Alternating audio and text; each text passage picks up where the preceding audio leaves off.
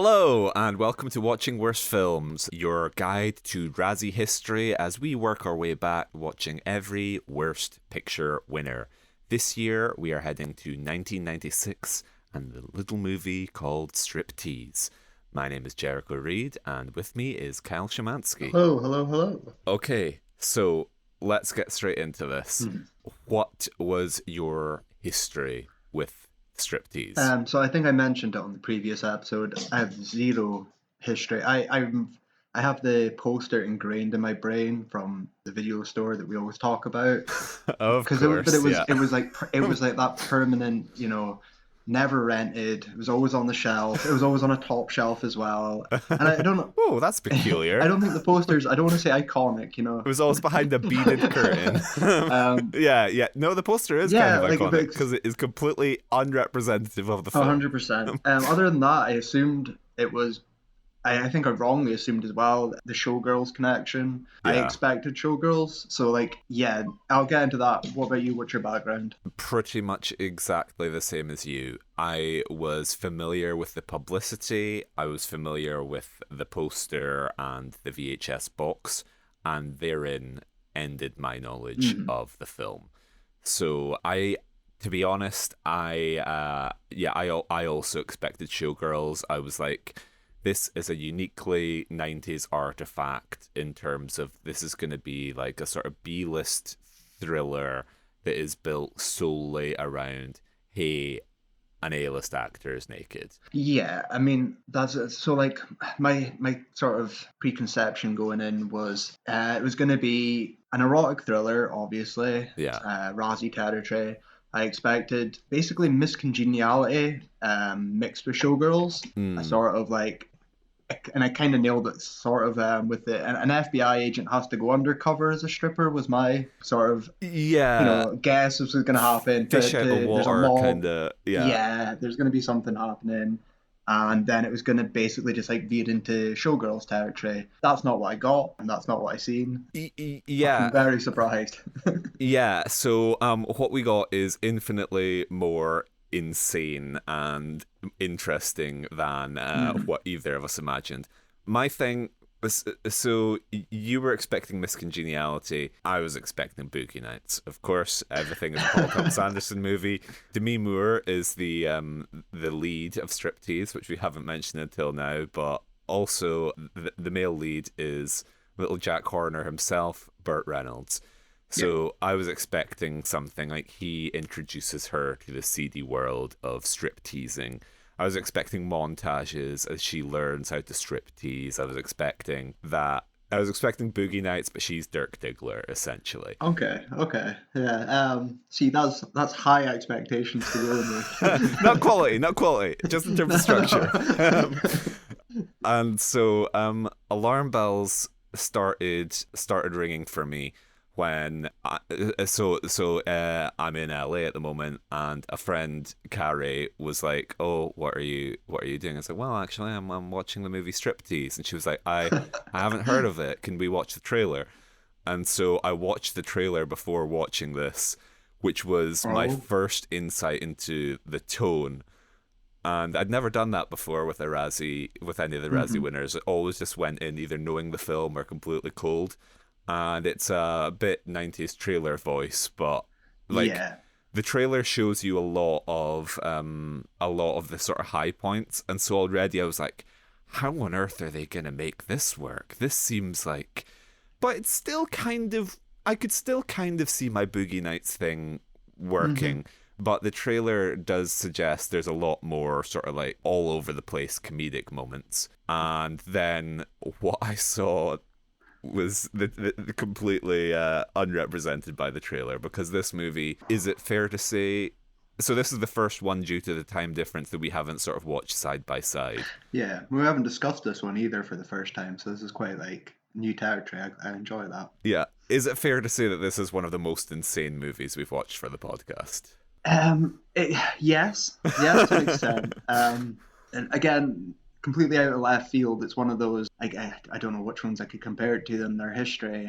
I didn't expect any of this. I didn't expect it to be as zany comedy as it was. So Yeah, I would say it's one of the more insane ones, and consistently insane as well. Like, yeah, yeah, I agree with you. Okay, so before we delve into it, let's just tackle some of the things about Striptease. Let's just cross off some of the production details, Yes. I guess. So the budget for Striptease was 40 million, Okay. a substantial chunk. Well, over one quarter of that going to Demi Moore. Okay. How much do you think this film made? I'm gonna go with, and again for the record, I have not. I have one piece of trivia that I looked up during this film. Yeah. I know nothing about this film, no the production, nothing about it. But I'm gonna go with 80. I think it'll double it. No, it made 113 million. Okay, all right. And I assume like even better on, home video release as well. So this must have made quite good bank. But then you take in Moors and the advertising and maybe, I don't know. I think that's a good return. Yeah, so apparently it wasn't great domestically, but made a lot more money internationally, with Europe being given as like one of the key territories, which I think is the Verhoeven factor of, Americans maybe a little more buttoned up, a little more repressed, whereas Europeans are like, hey, can I have two tickets to Striptease? I mean, yeah, absolutely. And that was kind of something, I was thinking that if this was released 6 years later or so, when America, when you get to that Jerry Springer years, I compare that with like wrestling and the American Pie movies. Everything gets a bit more vulgar and tits are a lot more acceptable. I don't think this would have been controversial. I assume it was quite controversial in America on release. And I think that would have hampered it a little bit. Yeah, so it made a lot more money on video release, as you said. So the director Andrew Bergman has a great quote where he said, "That movie did better than almost anything I've been involved with. All the subsidiary stuff was gigantic. People said I wouldn't be caught dead seeing it, and suddenly when it's available in a rental store, it's I'll get Schindler's List and Striptease." It's like when you're a kid and you're buying condoms at a drugstore, but you buy 12 tubes of toothpaste too. Well, that's Which, what we're saying. I mean, yeah. that CD, even though it's not a CD grimy, blue film in any way. I think like I don't even want to say the myth of it, but there was an aura of that this film is a lot more dirty, I guess, or more adult than what it is. Yeah, so I spoke about that as well. This film is stunningly sexless, which we can get into later on. But I would love to hear what Paul Verhoeven thought of this film, just because like we even grouped this together as like, oh, Hmm. this is like the lesser Showgirls, so let's The just get this caution, out of the way. essentially, yeah. Yeah, and it's like Showgirls made by a Ken doll of like it's just very plastic in a way, and I yeah. mean, that's so when my girlfriend asked me what I thought, I watched this alone, yeah, worryingly. She was like, "Oh, how was it?" And I was like, "Well, I thought it was an erotic thriller, but it was neither erotic nor thrilling. It was it was complete. It was again, I call it a zany comedy. Well, Yeah, that's exactly what it is. It's weird, and yeah, it's sexless. It's definitely one that I mean, if you could, and you could take out the strip tease, the strip dancing parts of it, and it would have like no effect on the film. It's got no bearings on it really, and you could have. I think you could make like a 12A cut of this pretty easily, easily. easily. So you mentioned sort of controversies and American Puritanism. So I do have one little thing to read out to you. The Wikipedia page has a controversies subsection. In Oh, 1997, Striptease made news again, just like a year after its release, when it was shown in a fourth grade class in Chicago, Illinois. The teacher claimed the students chose the film, but drew criticism since the film was risque. The violent 1996 film Scream was shown in the same school on the same day, causing further controversy. Uh, so this is just like at some point there has been a turning point and we have ended up in the wrong universe where we're now all our moral hysteria is surrounding drag queens and trans people just living their lives. There is some world in which striptease is the culture war issue and people are getting all hmm tied up about like they're they're showing striptease in schools. I don't want my kid growing up to be like Burt Reynolds. And I guess when we get round to it, we'll probably like touch on these subjects again with Showgirls. Yeah. So I'm quite curious to, obviously the films are uncomparable, but like sort of the controversy and the reception and the cultural zeitgeist effect that they both have in different ways. But yeah, no, that's interesting. Strange choices though for a teacher. We've only got Scream or Striptease. That's the only films we can show today. Yeah. So without further ado, let's get into it. So Yeah. we've covered. You watched it on your own. I watched it with my friend Carrie, and she has a projector. So this is the sort of biggest that any of our viewings have ever. This is the closest we've had to the closest I've had to the cinema experience of watching this on a big screen. And Carrie also studied in Florida, where the film is set. So I will be returning to her comments and notes as Florida American cultural correspondent. But the film begins, and we were setting it up, and she was by the projector being like, I just want to wait until there's like a dialogue scene in case I need to adjust the levels. I was like, you're going to be stood there for a while, because it's like, I will tell you right now how this film will open. It will open with a big like opening title scene dance number. So I was imagining, I was like, there's going to be like 3 minutes until there's With my first note, I expected that, 90s dance, yeah, so maybe a Euro dance, or maybe even my New Order, my beloved New Order, and it was gonna maybe pan through the backstage, yeah, and we're gonna lead past, and the credits, the titles will come up, and we'll see all, the names, and they'll go past all the dancers, maybe like a Goodfellas sort of, we're going to walk through it, yeah. and then, we're going to lead on stage. Basically, I know who killed me. I kind of expected that. I was just about to reference that, yeah. And instead, what I got when my first note is Judge Colonel Sanders. And I instantly did Jericho send me the wrong movie? This is another Saving Christmas. There's another movie from 1996 called Striptease. Yeah, it's amazing how in sync we are, because Judge Fingerhut is my first note. Because yeah, we don't open in the strip club. They don't try and hook you from the off.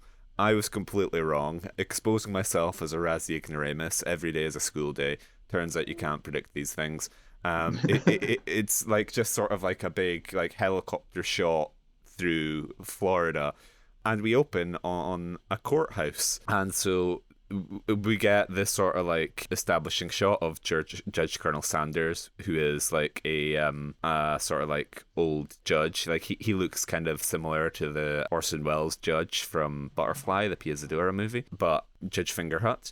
And you get his little name plaque and shot, so you can see. Okay. This movie just is leading you by the hand in preparation for how off the rails things are going to get. And the film just hits you with so much in that opening scene.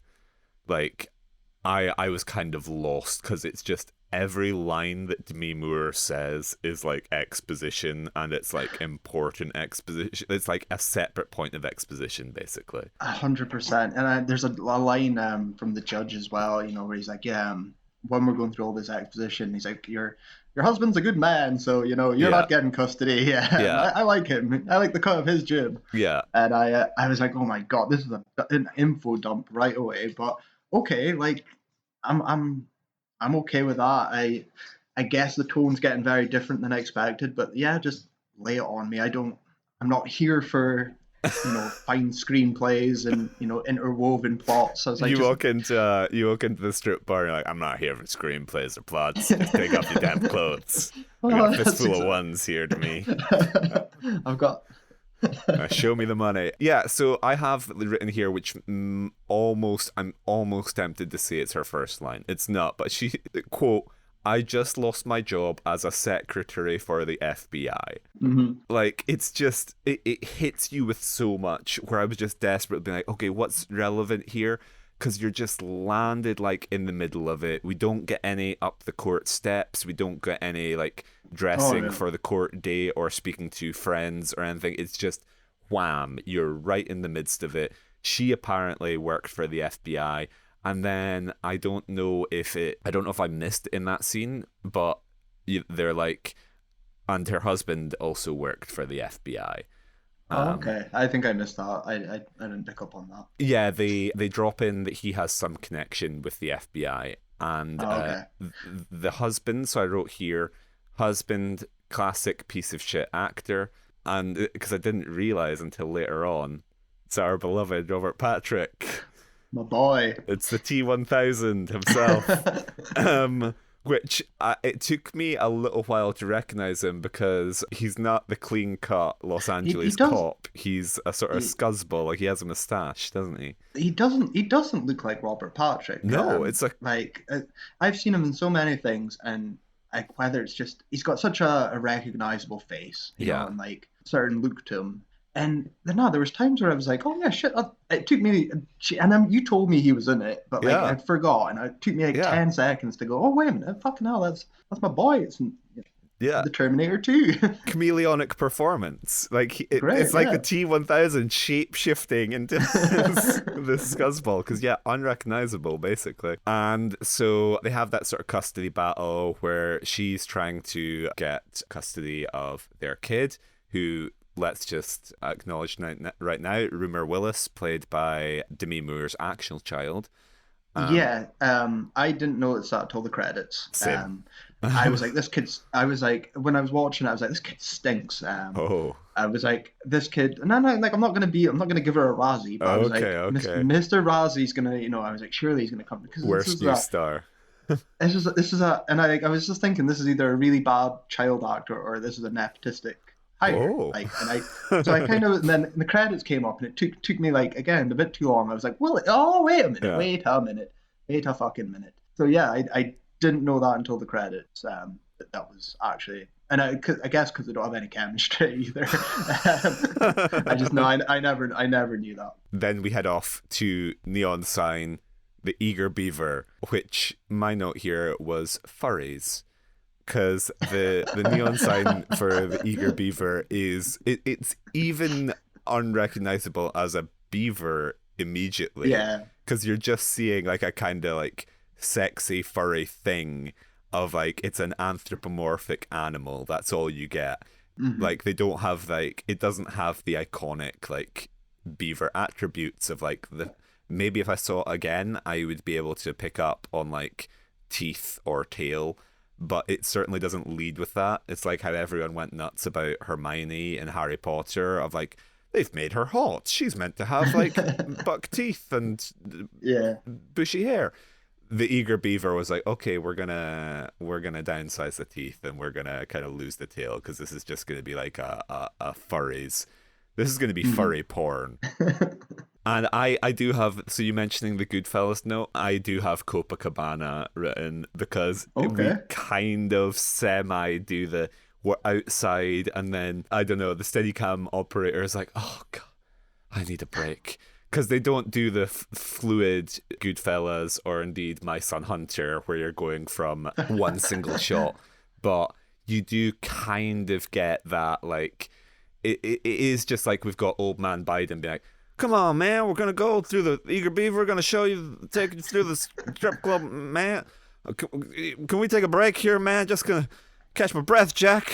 Of like, we kind of make our way from the entrance to the green room and the dressing room, but just taking a couple of pauses along the way. Mm-hmm. And so I think this is where we get the title scene, and this is where it reveals this was based on a book.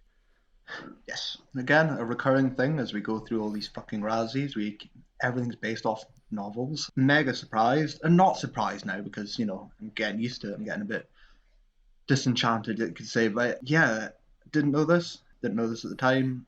I guess the exposition dump's not in the book either. I guess this is quite a different adaptation, but I have no idea. Yeah, so I might deal with it a little bit later on, but a recurrent discussion point for me and Carrie was trying to work out what type of book this was, because I could see this being a kind of like, I could see the book maybe even being good and being like some sort of satirical commentary, and all of that has just been like abandoned by the filmmakers. Because Yeah. as you said, so many Razzie winners are based on books, and that was kind of like, not that they don't still do that, but as culture has become sort of dumbed down, I guess things are based more off like products or whatever. It's like, Yeah. here's like the Cheetos movie, or this is like inspired by a tweet chain or a Rolling Stone But article. But that's still like, that's still, we've still got fucking Twilights and 50 Shades, Holmes and Yeah. Watson, I guess, to an extent. I don't know if Conan Doyle's credited on that, but so I don't know if it ever really changes. But in the more obscure little books to now, like Striptease, the novel isn't, you know, relevant in these days. But the sort of more, oh, I didn't know that was an adaptation. That doesn't happen anymore. It's either corporate shit or like big franchise books, I guess. Yeah. But certainly this was the way of doing things in the past, was you would get your source material and you would option the rights to that, and then you would attach a star, and hey ho, you've got a movie going on. And so it almost feels like some like Hollywood exec was just like browsing Barnes and Noble and saw the title Striptease and was like, great, this is going to be our movie. What A-list actresses are available, and this is a go. But my next note is the letter M, and I can't recall if that was a note in and of itself or I got distracted and just didn't type out the rest of it. Okay, because I've watched this like a week ago, and Yeah, my notes don't make sense to me much either. They're more just I cherry pick the things I've enjoyed or yeah, like wait, I need to talk about that. So like from scene to scene, again, we can summarize the movie in a blurb. It's not a deep film. It's yeah, and that's something as it went along, I kind of clicked as well. I was like, oh, I know exactly what this is going to be, exactly where it's going to go. Now, obviously, there's insane parts I would have never predicted in a million years, but in terms of I've got certain quotes and I have little scenes, so you're going to have to fill me in on a little bit of the chronological order of some of them. I can certainly do that. I think what's pertinent to discuss here is just the fact that we start off in that strip club, and Demi Moore is just a fully fledged stripper immediately. Right So away, no transition, just no, boom, straight in, and like an experienced one as well. Like yeah, it's not got that like I would have expected, especially when I was thinking of the miscongeniality effect. She was gonna yeah, have to, she'd be shy or she would be like too yeah, nervous to do it, and there'd been a more experienced showgirl or exactly, something that would yeah, have to take her under her wing, and then by the end of the film, she would have been performing like she an experienced dancer. But no, she is straight into it. yeah. We don't get that Campbellian structure. We don't get the stripper star is born. We just get like fully fledged, bam, like this is my job. This is just day in the life. And so she mentions how that's a further obstacle to getting her kid back is, oh no, if the judge finds out that I'm a stripper, then end Mhm. game. And so this is kind of like the inciting incident of the plot, which I don't have covered in my notes, but I realize I should probably cover. So Demi Moore is dancing, and people go wild.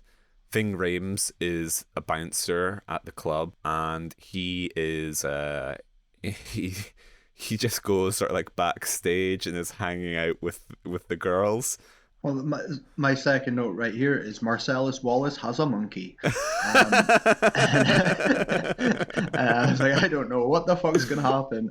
Yeah, he's the only bouncer slash bodyguard Yeah. slash You don't need more than Ving Rhames. you Like you're just not going need to eat Bing. into you're not going to eat into the profits of the Eager Beaver by hiring multiple. Like John Travolta is just there hanging out the bar talking about cheeseburgers. But so Ving Rhames is slacking, or in fact, maybe you do need more than Ving Rhames because he's slacking. So some guy jumps up on stage Mhm. and interrupts Demi Moore's dance and like proposes to her essentially. Yeah, he's on a stag. No, it's like it's a stag do or the American equivalent. He's Oh away to get yeah, married, so he's bachelor party. Sorry, that's yeah, the American one. And he's really, really drunk, and he goes on stage, and she asks him as well, like, what would your fiance think, or Yeah. he'd tell you to go Go home, home, but yeah. he's yeah, and he's getting a bit too handsy as well. Yeah. So yeah, that's what he's up to. And Ving Rhames is fucking about with his monkey backstage. So it all kicks off essentially, and who steps in to save the day but our man Jack Horner, who just glasses the guy. Well, Uh, yeah. So first of all, an angel appeared is my next note, because when he first, it's his first line. That's when he's coked up or drunk as well. He shouldn't be there. He's like advisors, like you're a senator, you can't be here. You're a congressman or whatever the yeah, fuck you are. You'll get recognized. Just keep a low profile. yeah, And as soon as Moore's on the stage, and she's quite tame as well compared to like the previous dancer, yeah. and he's just starstruck. He's in awe. In his line, an angel appeared, and then yeah, he just goes up and fucking bottles the guy, which brings me to my first and pretty much only note or trivia in this film. Mm-hmm. So, a small part of this film is played by Gianni Russo. He plays one of the like mobster associates of Burt Reynolds. Okay. He's barely in it. It's him and his son. I can't remember their names in it. But when I was watching it, I was like, it's one of those, I recognize you. Why do I recognize you?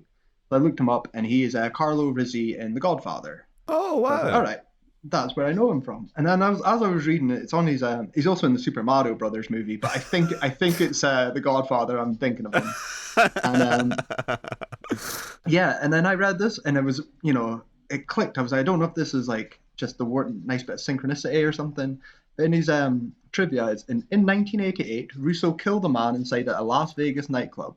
When he tried to intervene to stop a man from harassing a female patron, Oh the my man stabbed god. him with a broken champagne bottle. Russo, a legal carry gun owner, pulled his gun and shot him in the head. So No I fucking was like, around oh, there. I was like, oh my god, that was. I wonder if he had like flashbacks and he was watching, the Striptease premiere. It was like, Yeah. oh, like, something happened like this to me, except I shot the fucking guy. I didn't Yeah. ball him; he balled me. Um, so yeah, that's like my only bit of trivia. He's barely in the film either. He's got such a small Thank role, you. but that's it. I probably shouldn't be laughing at the killing of a man, but that just sort of adds to the absurd legend of Striptease. Well, that's it. And then 5 years later, he does Mario Brothers movie, and then a couple of years after that, he does Striptease. So Yeah. all's well that ends well, not except the guy. Do you think it's like the notorious Christopher Lee anecdote from Two Towers, where Peter Jackson is like speaking about like stabbing someone or slitting their throat, and Christopher Lee just sort of looms up behind him and goes like, actually, when you slit someone's throat, they sound like this, or they make this exact noise. He was just a consultant for strip club violence. Mhm. Anyway, my next note is cats. So God knows what I'm going to be like at the end of this quest, but I'm already becoming too Razzie pilled, where I'm just seeing the connections everywhere, and particularly being in LA and like going around like the Academy Museum and things, and just being like, oh my god, Razzie, like seeing connections and drawing lines. I'm like Neo, just seeing green numbers. I'm like, oh, it's Taylor Swift, star of 2019 movie Cats. It's this and this and this and Rob Schneider. So one of the strippers does a Cats routine, and that's kind of like our entryway out of. It's like we're introduced to a bunch of dancers, including like Urban Sprawl or whatever her name is, but we exit on Cats, where I think they're like, this is about to get weird, so you don't want to see this. It's furry night down at Eager Beavers. And then we enter into a domestic scene with a couple, and this is where I have my first note, which I can definitely identify as Carrie rather than me. So basically, I think I haven't distinguished, so I think if anything is a funny or interesting observation, that's probably something Carrie said that I just desperately scribbled down, and then nonsense about cats is going to be me. She was like, the long lighter, she was like, that's a touch of realism, because we get a woman in like a sort of Florida pad who lights a cigarette with one of those long barbecue lighters. So that's apparently an authentic Florida detail. However, it's not Florida decor, because you get the sort of like wood panel kind of like trailer thing where a couple sat down, and then that apparently passed the test, but in the reverse shot, not up to scratch, not Florida. But one of us, this is where I'm losing touch with. Someone said, "Who the fuck is this?" Because my next note is way too many characters. Yeah, that is definitely a case for me. I think, I don't know if this is relevant. I think it is. My next note before is, who the fuck dances to Annie Lennox, which is Yeah, Moore. So I'm gonna go on the record, because she's not invited on this podcast. I do not like Annie Lennox. I don't like our Eurythmics. fellow Aberdonian Eurythmics. Yeah, well, I just can't. I fucking hate them. I was like, there was like 2 songs already I think she danced to at this point, and I was like, great. Like I was like, in 1996 as well. Like, why you would be playing Annie Lennox in a fucking strip club? You know, like, there's nothing more unerotic than Annie Lennox either. And this is like, I'm thinking, oh, it's going to be like The Prodigy or something. I don't know, that's like British, maybe I'm thinking over like Babylon Zoo or, something like that. You're going to be dancing to something that's a bit more fast, maybe. Were the Nine Inch Nails going in 1996? Yeah, I don't know. It's all like Boyzone and Take That, isn't it? The Spice Girls. But yeah, I was like, okay, so I was like, my actual note is far too much Annie Lennox, minus 10 points. And then 20 minutes later or something, there's a quote from, I think it's the owner of the Eager Beaver. Like, you get such a good, you're like our number 1 draw, even with that shit music you play. And I was like, hey, plus 10 points. Like, call out. But there's so much Annie Lennox. I didn't expect like the entire soundtrack to be Annie Lennox and the Eurythmics, and it really fucking annoyed me. So yeah, that's my note. Annie Lennox is someone who I don't have any huge familiarity with, so I didn't really notice until, for once, I think we watched to like the end credits, and so got all the songwriting acknowledgements, and I was only watching that and seeing the name Annie Lennox come up multiple times that I was like, did they have some deal or something? Like, why was there so much Eurythmics on this soundtrack? It's such a fucking strange choice. Yeah, like, whatever. I'm glad they called it out, though. I'm glad even they called their own soundtrack shit.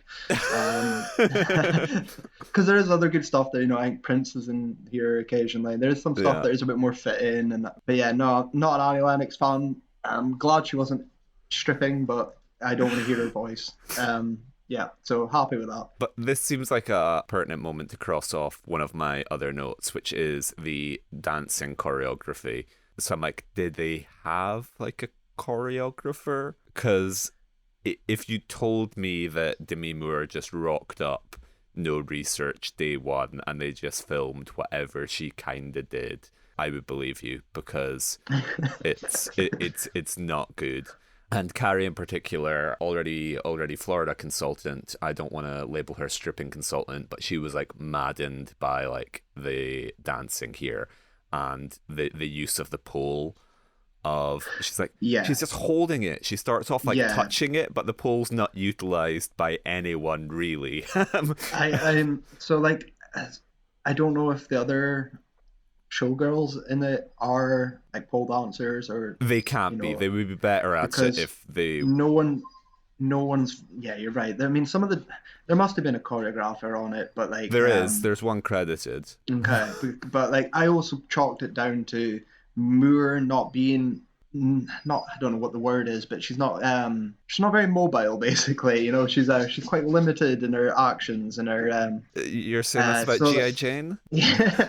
Well, but how much like pole dancing does she do in G.I. Jane? It's like Stallone being like a pole dancer, and Rambo just doesn't have that. He's too buff. Exactly. Built for strength, not flexibility. Comparing that, like, and again, I never thought I'd say this. Compare that to Lohan in I Know Who Killed Me. She was a lot better. Mm-hmm. Yeah. A lot better, like in terms of like dancing and sort of making it really believable. Yeah. I agree with you.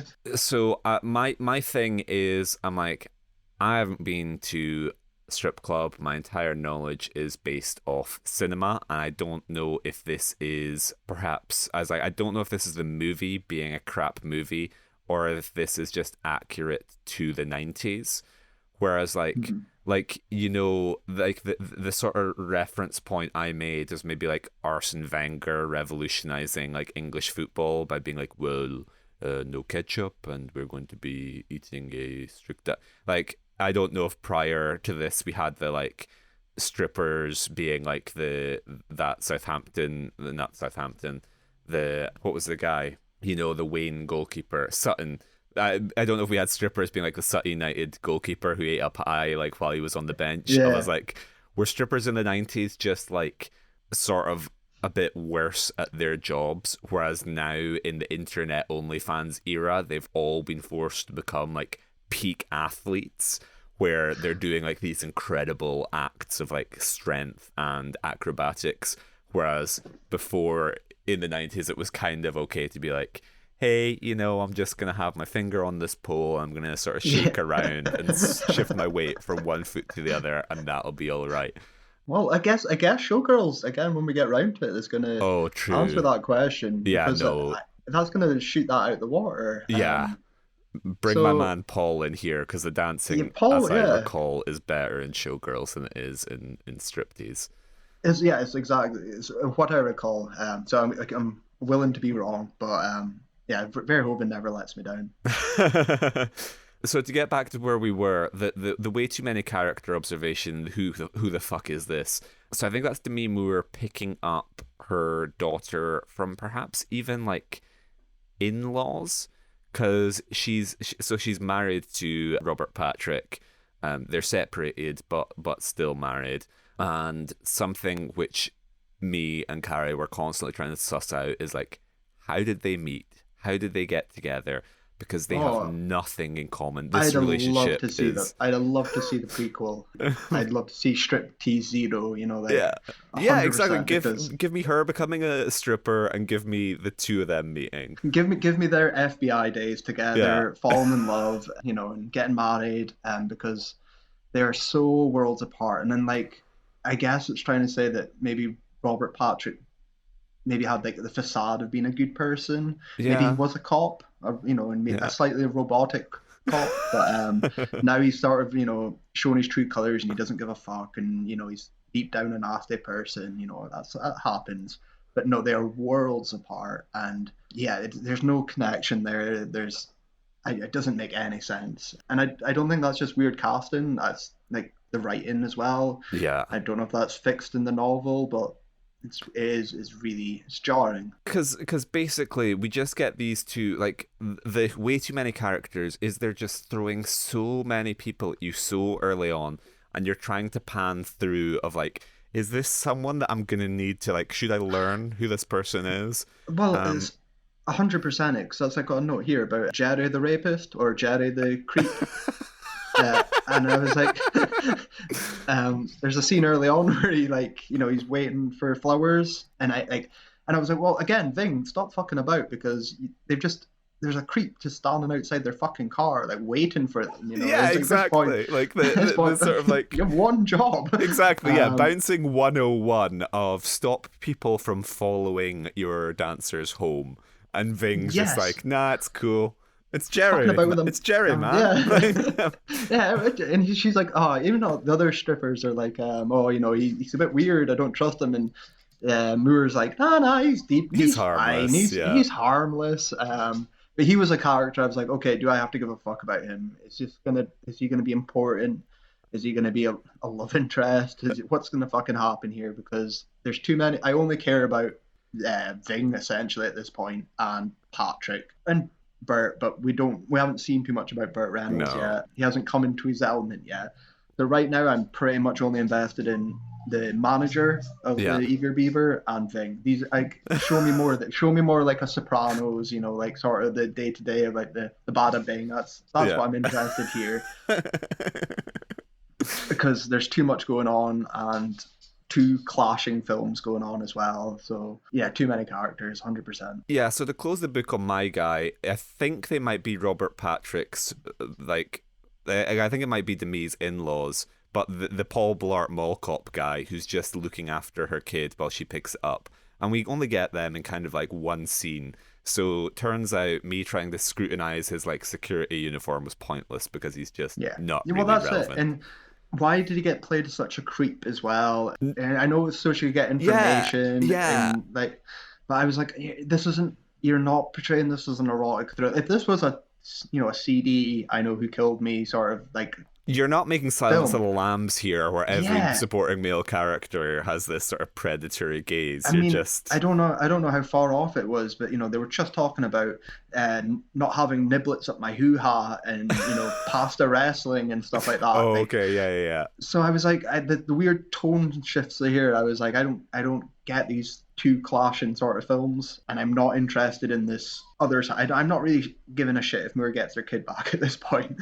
Okay, just to cross off things in my notes so that I can kind of, since my broken brain works in a very linear order. I have here, this was a Carrie observation. It's interesting watching these with other people, and I think like just sort of how other people look at films without the baggage of having watched having watched one of these every week, I guess. Like, so she was more positive, and she was like, "Oh, the editor deserves their paycheck because that's a good transition." So there's a moment where like Demi Moore, like I think, slams down a trunk or something, and it uses that as like a cut transition with thunder into like another scene.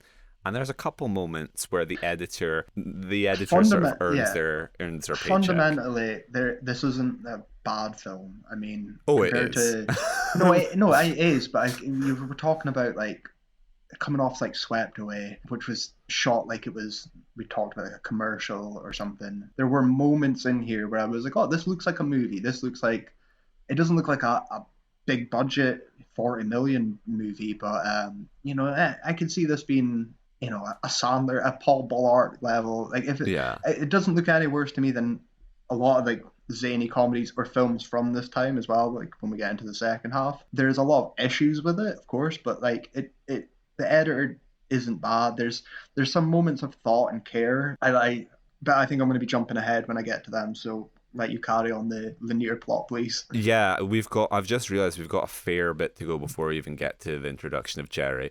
So my next note is I'm not putting these in corn because as you mentioned earlier, the owner of the Eager Beaver has all these sort of like gimmicks and plans for the club.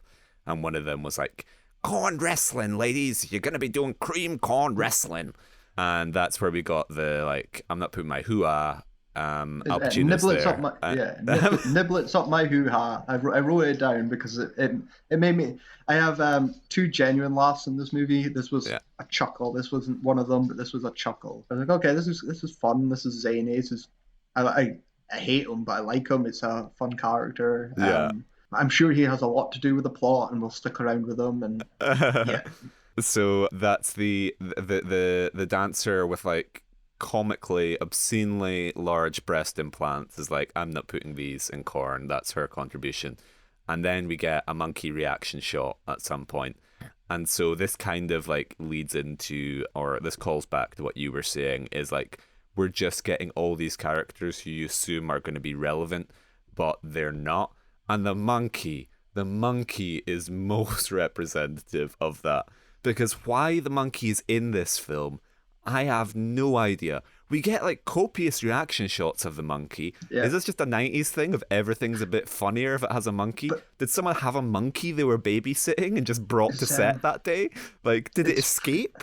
Was it like the monkey comes with the club location, and so really like he owns the club, so it's again what I mean is where it's leaning into being a zany SNL comedy. Like there's yeah. that weird like someone thought it would make it funnier and have like maybe the juxtaposition between Ving and the monkey, and Yeah. there's potential for jokes that they write themselves as well, but like not for this film, not for this movie, maybe for other movies out in '96. There's and we're gonna come. I've got that later, but yeah, no, the I didn't mind the monkey though. I'm gonna be honest with you. I did not mind the monkey at all. I just want to know more about the monkey. Have you seen the Fablemans? Yeah. Not yet, no. So spoilers for the Fablemans, not really, but Steven Spielberg's Pick- mum, Steven Spielberg's Bing, mum gets a oh, sorry, monkey. Bing's in it. Steven Spielberg's mum gets a monkey, and it is like it could be the same monkey for all I know. I don't know Yeah. I don't know the lifespan of monkeys, but it's that capuchin monkey, like Ross's monkey from Friends, like Just a way to say Night that. I at the was like, museum. that episode had to be around 96, 97 or something anyway. Yeah. The Monkey. screenwriter was just like, a monkey, of course. Yeah, That's what this film needs. it's easy. But yeah, like, sorry, continue before we never end this film. Razzie Brain, WWF. Yep, And so they wrote that in. mentioned like they're like, what are we, the World Wrestling Federation? And it's like, nice little tip of the hat to our podcast. And then the owner of the strip club is trying to further monetize his business with merchandise, and so he presents to them coasters and t-shirts, I think, with the mascot, the logo. And it's like, hey ladies, maybe what about when you're on stage, you could take a pause the Eurythmics and try and hawk the merchandise. And Demi Moore is like, we hate these. They degrade women and beavers, which was again like I think that was it. I think that was when I first realized. I was like, oh, these are actually meant to be beavers. Okay, that's cool. It's not just like a non-specific animal. It's meant to be a beaver. And this was where I was again grateful for Carrie's presence as a Canadian and ex-Florida resident. I was like, it's almost like you're uniquely positioned to comment on this film and the crimes against Canada's national animal. And she's also a woman, I guess, so degrading women and beavers. And she's also a monkey. Far more pertinent, far more relevant perspective than me as a man who is like, yeah, whoa, those t-shirts are so cool. I've got to get me one of those. And then we go on to the cockroach. So I'm running out of notes. All my notes are in the first half hour, and then they're just random bits throughout the film, especially when it starts to hit the lull for me. Yeah. The cockroach scene. So Ving has a plan that he's spoke with his lawyer, and it's a Lionel Hutz type lawyer, which I loved. I was all up for that. He's going to put a cockroach in yogurt and sue them because it gave him such a shock that his hair fell out, I think's the line. And I was like, okay, this is a fun little diversion. I'm cool with that. Yeah. But when the joke actually pays off is when he puts it, he gives it to the lawyer, and it's in the lawyer's fridge. Yeah. And the lawyer's secretary is like, oh, I'm on a diet. I'm just having yogurt today. Yeah. I think she gets offered something, I can't remember. So obviously it's such an obvious setup, and she sits down and she obviously takes the roach yogurt. And she's just sitting there spoon after spoonful, and then the crunch, and I love her. She just like little shrug of the shoulder, whatever, and then just carries on eating. Yeah. One of two actual laughs. I just didn't expect. I thought it was going to go with the obvious, Shriek and 1996. I was like, I like that joke. It took a long time. It went nowhere. It had no relation to the film at all. Yeah. But the zanier parts of this, when it does kind of lean into this, this could be David Spade in this, this could be a Farley film. I enjoyed it. So yeah, the roach, one of two actual laughs. I'm the complete opposite, where I had cockroach in tone because I was like, what the fuck is the tone of this movie? Because it's like, this is all over the place, where it's doing that kind of like absurd, like Sandler, just like this sort of aside that doesn't really go anywhere. I was like, this movie is almost nothing but a collection of disparate subplots.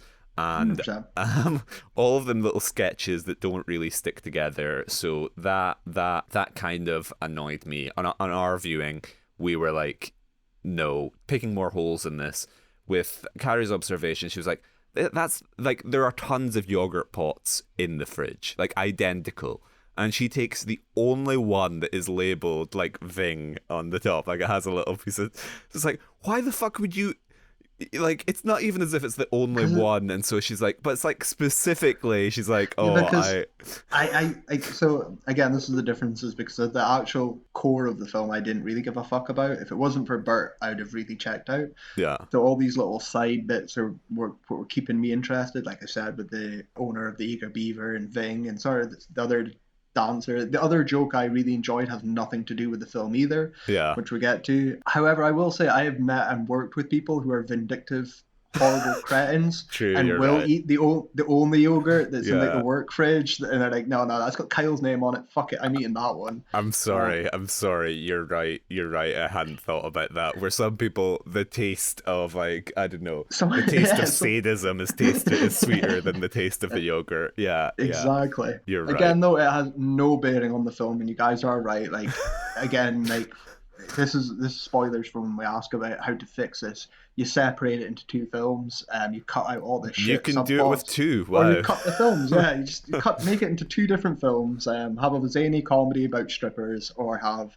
miscongeniality has to go undercover to stop Burt Reynolds. So perhaps a possible reason this was included is just like a little detail for Florida residents, because apparently those cockroaches are a specific variety of cockroach called palmetto bugs, and they're everywhere in Florida. Mm-hmm. And basically, yeah, so that's a Today I true to learned. yeah, true to life thing. I don't know if this was like, I don't know if the book was set in Florida. Maybe it's set somewhere else and they relocated it, and then the screenwriter just saw them flying everywhere while he was watching Friends and was like, you know what, I'm gonna work this in. This is gonna be like a little Mm-hmm. environmental factor that we'll utilize. Next note, porking. And so I think this might be said by either Jack Horner or Jack Horner's little security guy, but someone refers to like porking. And I just been listening to a podcast Harmontown the other day where there was a big discussion point about the use of porking as a verb. And they're like, yeah, I'm glad that's kind of like gone away. Of that's something you don't really hear anymore. And I think they mentioned like one of the National Lampoon movies. That's like a punchline there of like, oh, he porked her or whatever. But this porking just highlights this as like a 90s artifact, and of course an opportunity to reference our hated porkies. But my next note, fashion. I think that might just be that this seems like it's a 90s movie, but it seems like a little bit more stuck in the 80s. I don't know if that's a Florida, like Miami Vice thing. Can't remember if there was a funnier observation going on here, but alas, that has been lost. Next note, surprisingly sexless. So, So I've got a note here that can kind of link into that. The owner of the Eager Beaver is talking about how he can't get an erection, and he's not attracted to any of the strippers. And he says, SeaWorld is the last time I got it up. And they're like, yeah. what? And he's like, oh yeah, the porpoise has got me hot. And I thought it's my favorite episode of The Simpsons, Troy McClure episode. I'm going to SeaWorld. So I was like, oh, that's, Yeah. again, nothing to do with anything. Yeah. But I was like, you're right, Mr. Beaver. This is an incredibly unerotic. This is such a sexless. No one's going out here with fucking hard-ons. No one's rushing out the theater with their other half to go parking. No one's Yeah. doing. This is so sexless.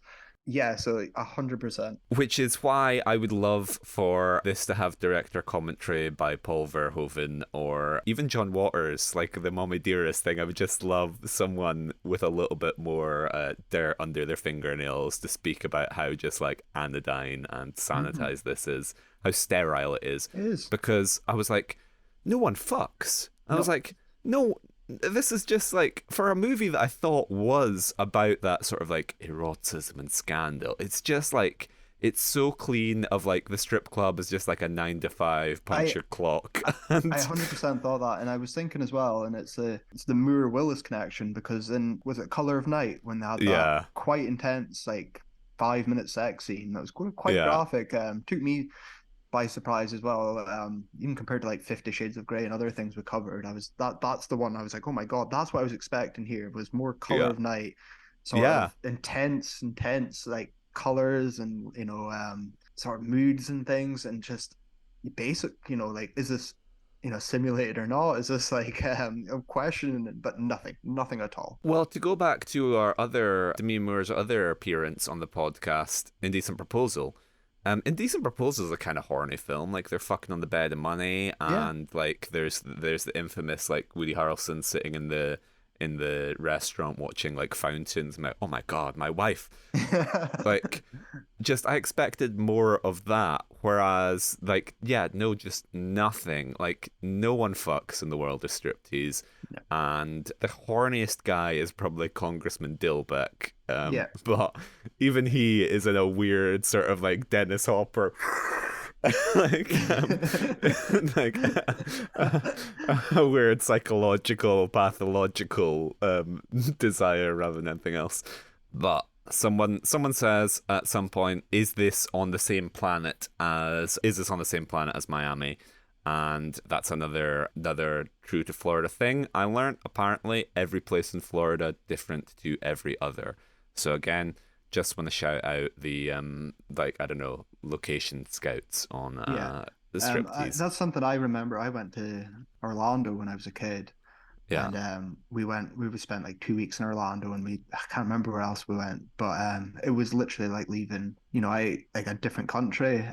yeah. I was so, even as a dumb little kid, and I probably was the year of striptease. I was like 6 or 7, but I remember thinking we'd gone from like Florida to New York or to like Washington or something. I thought we'd completely left like a different state. And for such a small state, I don't think Florida's that big in comparison to other big. I think everything's Texas sized in my head. But yeah, like I get that. That's good representation for Florida. Yeah. The Florida Tourism Board actually funded Striptease. Now, come on, we have monkeys, we have strippers, we have palmetto bugs in our yogurt. Anything you could possibly want, you will find in the Orange State. And so this is where I have Jerry. And okay, I recall what this is now. So Jerry had been introduced a little bit earlier on, and as you acknowledged, Jerry has bad vibes. Yeah, very bad vibes. And Carrie identified it where she was like, something's wrong about him. She's like, I don't know if it's like malevolent bad vibes of like, I don't necessarily know if he's predatory, but he's gonna fuck things up, whether that's through like incompetence or Yeah, I thought because it's a weird thing because, like I say, Jerry's such a creepy vibe. yeah. But because the film's so sexless, so is he. Yeah. So I Yeah. don't know what his intentions are. I don't know if he don't know Well, what he wants to do. because he's a plot device. Because he catches her outside her car and gives her flowers. He's like, my feelings are about you, not your profession. I'd still think of you the same way whether you were a nurse or a teacher. A legitimate, wholesome profession for women who have value, even if you're one of those. And he's like, I can help you get your kid back. Mhm. Fuck knows how, but fuck knows what Jerry's got going on. But he's like, I can help you get your kid. And then the next time we see Jerry Well, is it's because Jerry's seen Burt Reynolds in the club bottle the man, and he is wasn't. that why I is thought he was going to blackmail him because or something, right? okay. I And couldn't then remember. That would make sense. Yeah. Burt Reynolds says to his sidekick, who I forget, and he's like, "Oh, just get rid of him," like Yeah. make the problem disappear, kind of thing. Jerry sleeps with the fishes. Yeah.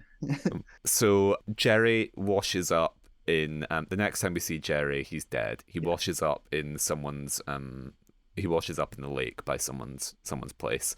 And this is where I have Casablanca, because Casablanca is perhaps, the more I think about it, the more it's probably the most referenced movie in the history of media, and it will crop up in the strangest places. So off the top of my head, we've done it with Emoji Movie and of course Super Babies, Baby Geniuses. It'll just be like, it'll be the most tenuous fucking thing as well, and someone will just quote Casablanca. Or of course, like where it makes most sense is Shining Through is almost like one big Casablanca reference. But there's one here which I would not have predicted if you told me Striptease would have a Casablanca reference. Because the guy, I forget who it is, again, probably some tertiary side character whose job is solely to discover Jerry's bloated corpse. He says basically something like, of all the swimming spots in all the world, you had to wash up in mine. Which again is quote or reference Casablanca without watching or knowing Casablanca. We've said it before. There's the 4 quotes or something you're going to pull on, or Yeah. references. Like, I don't know if Mr. Bergman or whoever directed this has seen Casablanca, or if it's in the novel or whatever the fuck. Yeah. But this is probably the turning point in the film for me where I'm not having as much fun. Yeah. My notes are rapidly starting to go away here. If I said it before, if it wasn't for Bert, I would have turned on this film probably by this time, because we can, like, this is where I'm saying, like, the plot, you could just make it into a summary almost, because like it doesn't really fucking matter. There's moments of madness and stuff we can talk about, but like there's so little other than just random characters. Like I said, my godfather, boy appearing. Yeah. Why and what's Lincoln? It's like none of it really matters in the end. So from Jerry's death onwards, I'm a little bit foggier until we approach Burt Reynolds on his boat. Yeah, so my notes also begin to tail off. So yeah, you're right. This is the key. And it's almost like the movie checks out when Jerry does, because it definitely, not to say that it was holding it together beforehand by any means, but it's certainly all the sort of corners of the movie begin to drift apart. Yeah. So this is where the plot gets more into overdrive. So something happens with Jack Horner, and Ving Rhames has the line, "Do I look like I follow politics?" Mhm. And I think he missed the Jack Horner bottling episode. I think the guy got to the stage because Ving Rhames was backstage Where's Cockroach? reading like Or doing something. no, I think he was reading the Wall Street Journal. Oh, okay. Because yeah, me and Carrie latched onto that of like, well, you were reading the Wall Street Journal Yeah. rather than doing your job, so yeah, you very much do look like the kind of guy who Yeah. follows politics. And he does, because when later on, when Moore's, spoilers, is going on to do her private striptease for Burt Reynolds, and she goes, "What's the name?" Is Barbara Bush, and he replies, "I'm George," or whatever. Yeah. And I think you do know what fucking George Bush Jr. and Jeb Bush. You do know, Vin. You're a multifaceted character. You're a liar. You're more than meets the eye. Yeah. So yeah, no, maybe you're right. Maybe that's ingenious. Maybe it's Ving playing with expectations of he as like a hulking black man. He's assuming that people will profile him and stereotype him, when in fact he is like he's like a political like wonk. Next note, legs of extras. So there's like a dialogue scene in the strip club, and I was just thinking about how terrible the dancing is, and I was like, this would be like a ride to be like an extra in this movie. And so it's like, okay, yeah, your legs are going to be over Ving Rhames' shoulder, so what we need you to do is just shift your weight from one foot to the other, because this is like a truly bizarre movie, and just the more you focus on any little detail, the weirder it gets. One such detail, Demi Moore is informed, like, did you know this gentleman? And like someone's basically taken a mug shot of Jerry on the slab, like Jerry's corpse. Like, well, that's I guess this is one of my last notes. That's the lieutenant, right? Yeah. Who becomes the lead male. Yeah. I kind of just want to talk about him for a moment, because I kind of recognize the actor. I was like, hey, who's this? I'm sure maybe I've seen you in The Sopranos or something. His character and his performance is terrible and weird. His strange Christopher Walken mixed with Jersey dialogue, accent, you got it. Yeah, it's so weird and stilted, and I was just like, I was mesmerized at how bad it was, and I was like, if he was around in more of the fun bits, I guess, but he was. So this is like, I was going to get into probably in the second half, or when we look through the winners, that him and Moore seem to be in a different film. They seem to be taking this really fucking seriously. Whereas I've got like Burt Reynolds and Ving just having fun and chewing the scenery, and his performance is so fucking bad. And we haven't even spoke about Lieutenant. He comes into such a because he, like you said, he just enters like kind of halfway through the movie, and then he's almost in every scene. Yep. And so what we're speaking about with the opening, with like Demi Moore just hitting you with so much exposition of like, I was a secretary for the FBI and I've lost my kid, I'm this. Like her first 5 lines are just pure undiluted exposition, and like poorly written, of just like there's no redundant words in that set. It's like she's like the opening scroll from Star Wars. 100%. She's just like hitting you. And Christopher Walken is like that as well. He crops up in scenes either to deliver new information or to basically summarize what Demi Moore has just done. I'm like, you're telling me that the congressman is blackmailing you about your daughter? Crazy. And yeah, it's just absolutely fucking insane. But so I'm glad you identified him as Christopher Walken, because again, great minds think alike. it was bothering Carrie. She was like, "Who is this guy?" And we were speaking like recasting the movie. She was like, "Oh, like the guy I can't remember, you know." And then it was in his third scene or something. He opens the door and just the cut of his hair and his kind of mannerisms is like, "Oh my god, it's Walken." And she was like, Hmm. "Yeah, that's it," because he is just like B-list Christopher Walken. It's incredible. I had to look him up because it wasn't one of those like I don't recognize you. Like I say, I could have seen you in like The Sopranos or something, but I was just like, who is this guy? Like, why have I not recognized him before? Who the fuck's this? And his name's Armand Asante, is how he's pronounced, I think. Oh yeah, And he's quite prominently built. Yeah, yeah, yeah. yeah. And I was like, I've never heard of you. Why? And he's a very prolific actor, done a lot of TV and movies. But in the previous fucking year, he was in a certain Stallone blockbuster. Oh, of course. He's Rico in Judge Dredd, and Okay. Stallone's evil clone brother. Oh, Yeah, yeah, yeah. no. And I was like, fuck, so he is. And I was like, I would never have thought that in a million years. Before we hit on Christopher Walken, Cara was like, "This guy reminds me of someone." I was like, Sylvester Stallone, like Ray Liotta, like Stallone, like he's Stallone mixed with Walken. Yep. So casting him as yeah, but 100%. I haven't seen Judge Dredd, but I can totally Oh, see the. wait till we Uh... get to that special. I like Judge Dredd. Of course you do. I it was my introduction and the reason I hate Rob Schneider though as well. So mixed feelings on it, but I really enjoy it. Yeah. So we're back in the strip club, and there's a bunch of sailors in the audience in their outfits. And I was just waiting for them to go into like No Dames from Hail Caesar. Um, I was waiting for the big dance number when Channing Tatum's gonna lead these guys in like a little song and dance, but alas, it does not happen. We do, however, get the introduction of another side character who sort of sent Carrie spiraling. We get the Israeli nurse Ariel Sharon is is a member of the strip club ensemble. And she's like, "What? Hang on, did I hear that right? Is that Mhm. Ariel Sharon? Is there an Israeli nurse?" Which is actually in the trivia. The character Ariel Sharon is a reference to the Israeli politician Ariel Sharon. So thank you, very nice. But apparently, I wasn't aware, but apparently Ariel Sharon references were a big thing during the 90s. Like, there's one in Die Hard, and yeah, he Mhm. just sneaks into random pieces of media apparently where you least expect him, including as a stripper in The Eager Beaver.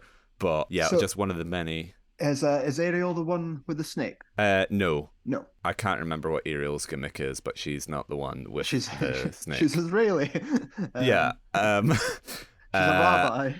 yeah. No. So we then sort of start going, and this is where we might not learn it, but I certainly learned like Robert Patrick is an informant for the FBI. So previously I was like, this guy works for the FBI? Seriously? Like, because that's your workplace comedy of how they met is like, I don't know, he's an FBI agent, she's a secretary, whatever. You maybe do your Skyfall and they meet in the field, she's his money penny.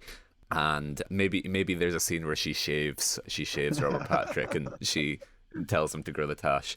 But when we learn that he's an informant and that's why he sort of has something on the judge and they want to keep him sweet, that's where things begin to make most sense.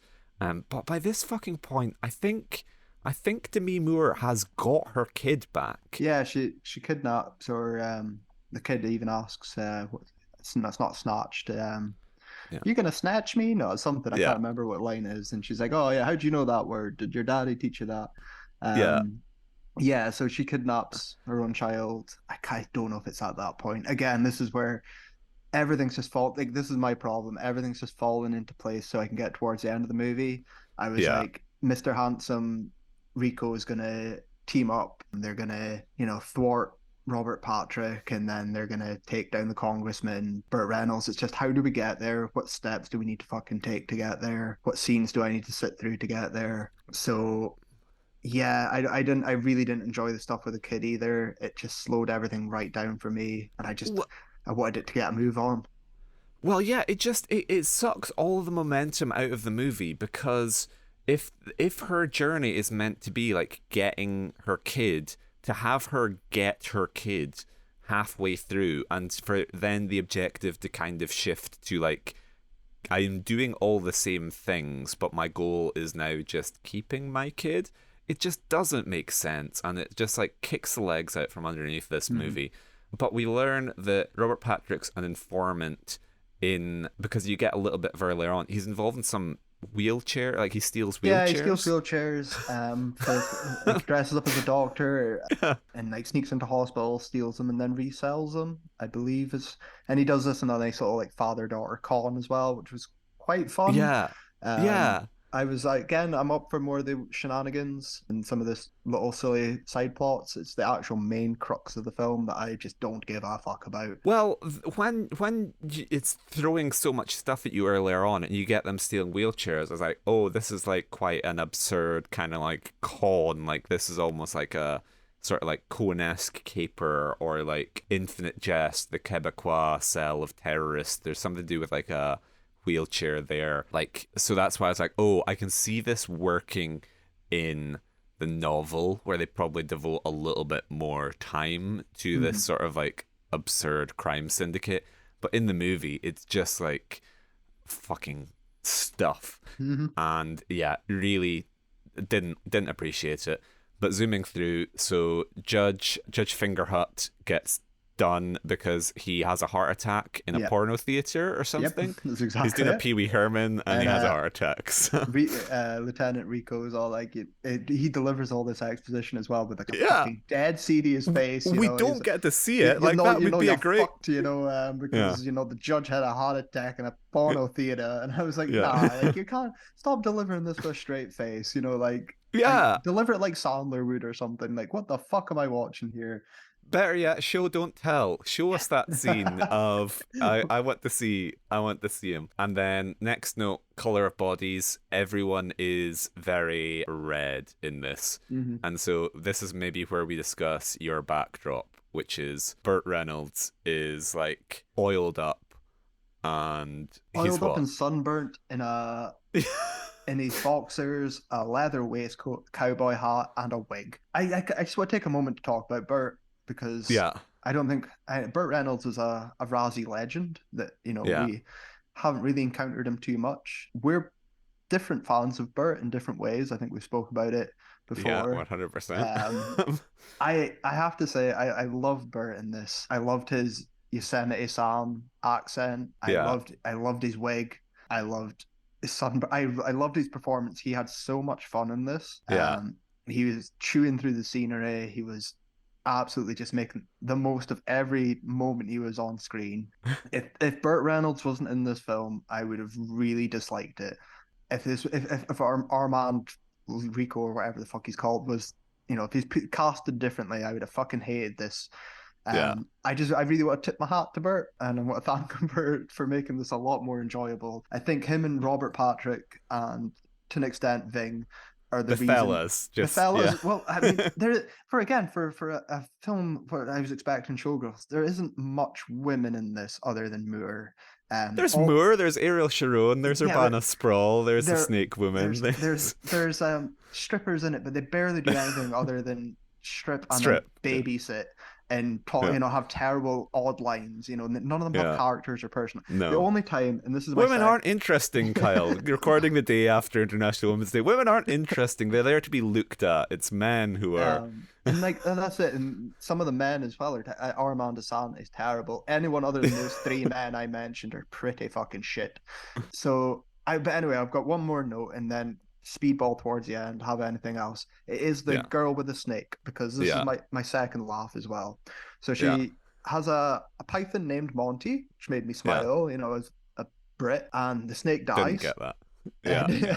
the snake Very sad. dies. Very sad. Very sad, very sad. Owner Mr. Beaver sends Ving out to get a snake at the 24-hour reptile snake store, which I don't know if it's Yeah. a real Florida thing, but I assume it is.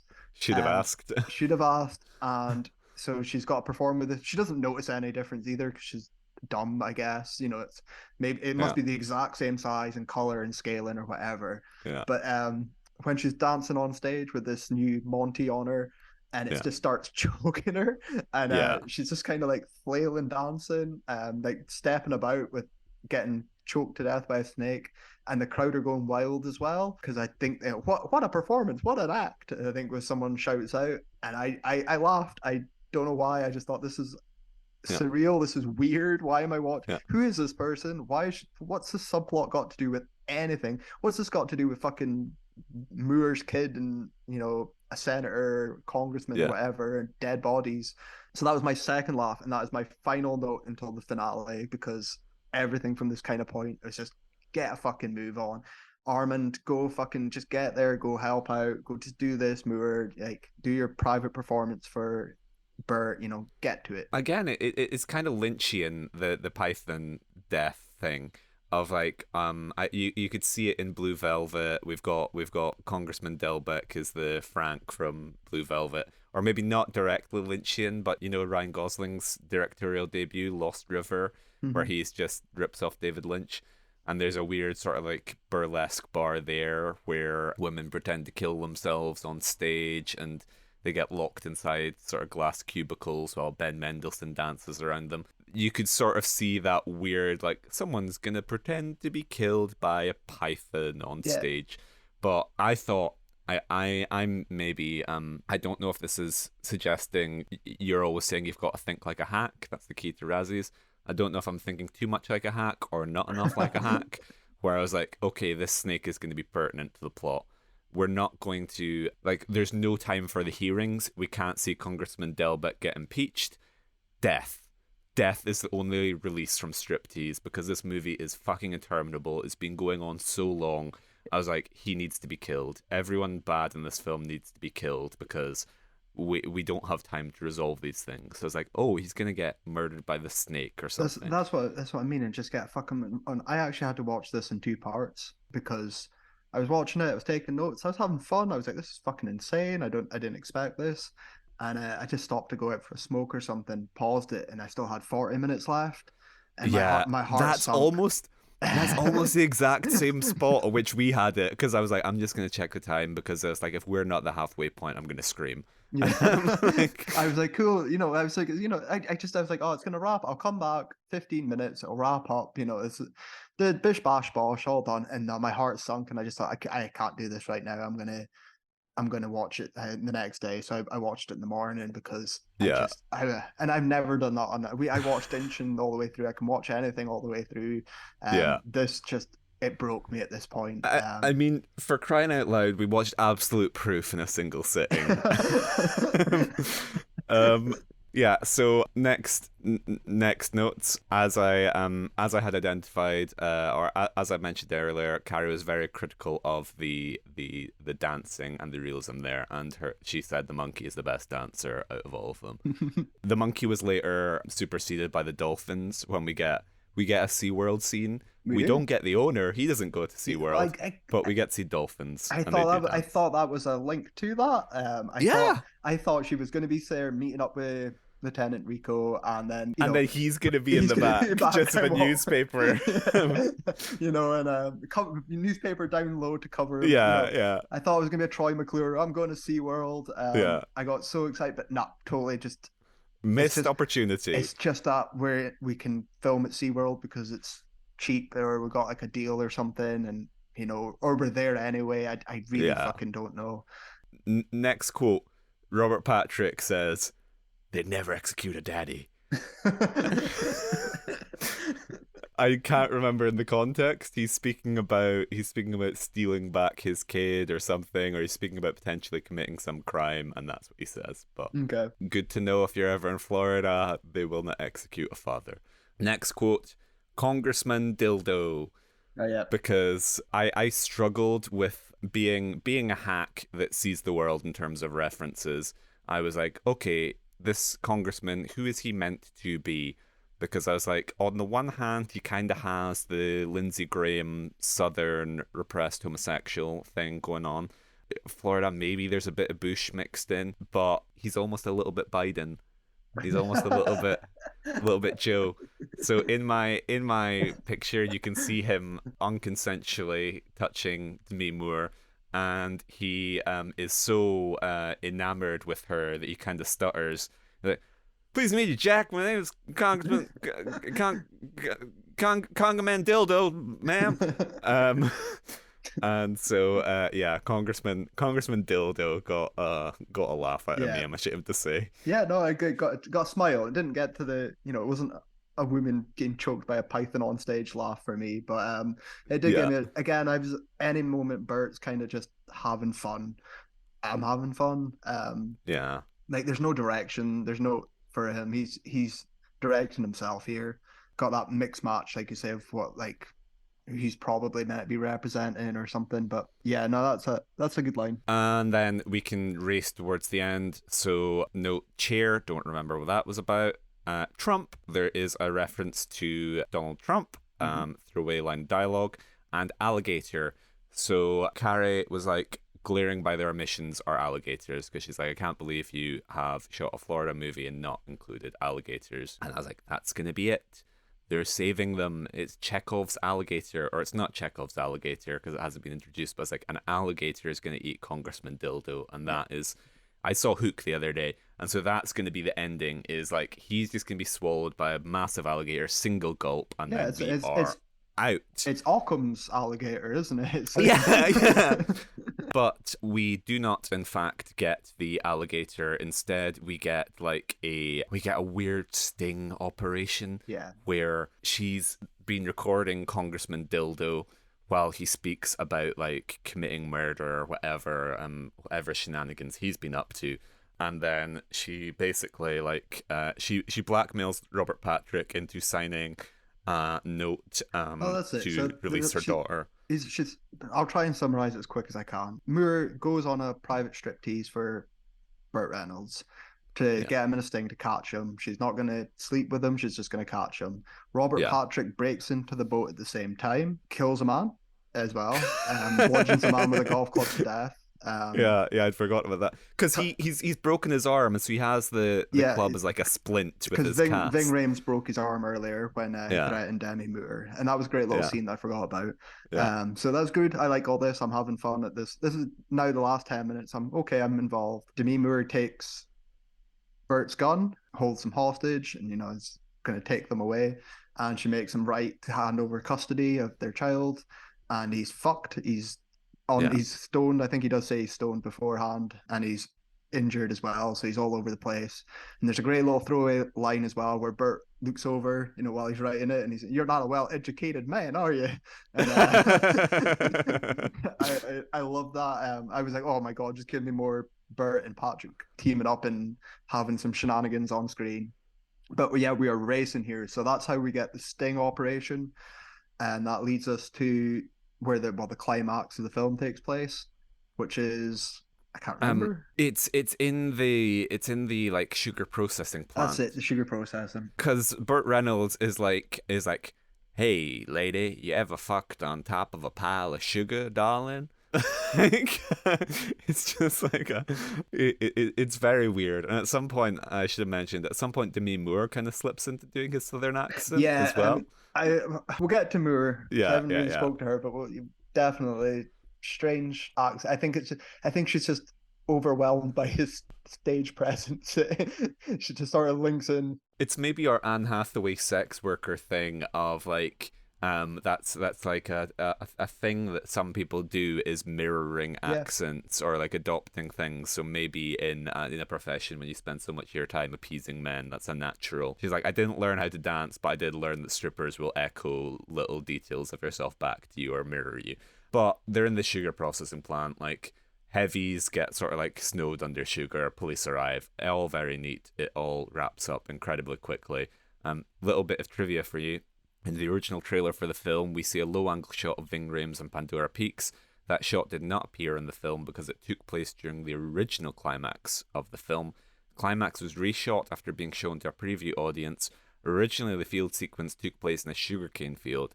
After preview audiences were uncomfortable with the scene, it was rewritten and reshot in the sugar shack. We still see the final shots of the original sequence. that shows a character being taken away in handcuffs.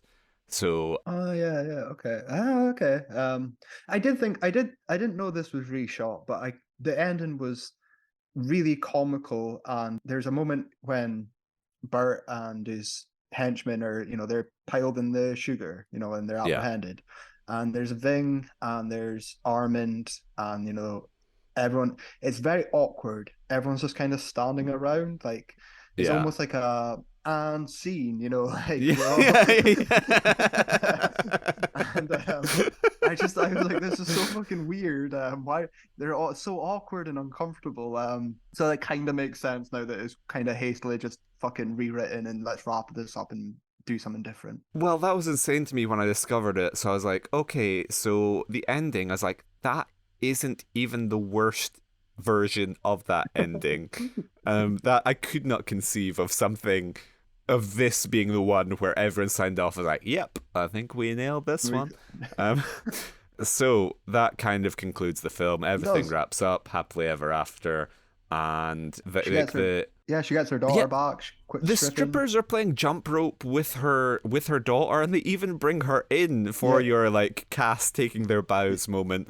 Like, we haven't acknowledged the scene where her daughter is like, "Mommy, like I saw you dance," because she sneaks out and watches her. Let's not get into it, but it's just like there's so much going on, and then the end is just like every character is there. Yep. Strippers just run on like, "Here's your daughter." Like, we don't have time to shoot. We've run out of budget, and so everyone's gonna. It's just Annie Lennox, play us out. yeah. So the Razzie nominations for this film. Okay. So of course it won, and then we had worst actress Demi Moore for The Juror and Striptease. Oh, okay. So she won. Okay. So as I will say in the second part, I've done my own little Razzie nominations. I've put together a nice little list that we'll get into the second half. I'm going to kind of commandeer and take over. When I was thinking of worst actress, I didn't know Moore won. I only knew this one won, the actual movie. It's the only award I was aware of, obviously, because that's why we're here. But I have Moore down as, I was like, they're going to put her down for Striptease, obviously. Yeah. I thought they were going to double down with Hunchback of Notre Dame.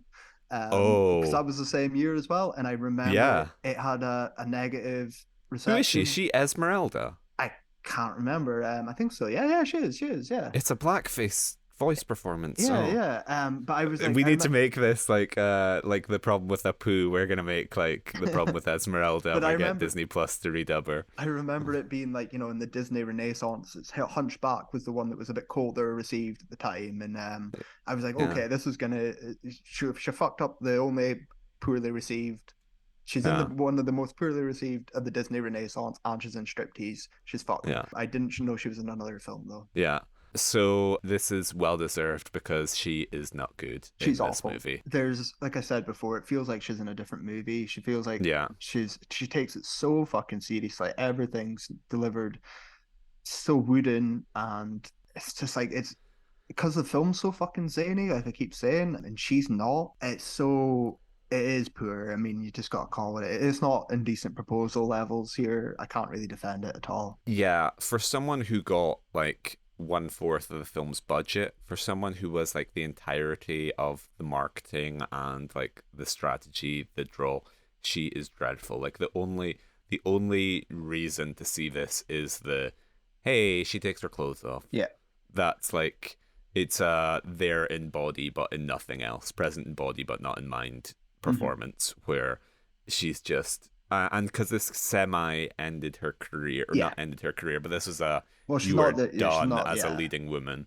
And it's like, I don't think like anyone deserves careers to be ended on the basis of one thing. I don't like that. It's always sad to see, but like, this performance is certainly dreadful. And so then Burt Reynolds was nominated for Worst Supporting Actor as Congressman David Dilbeck. Congressman Dildo. So on paper, I understand it, but personally, I strongly disagree. The only reason that kept me going, it's not Burt's greatest performance. He's not hit that levels for you yet, but Yeah.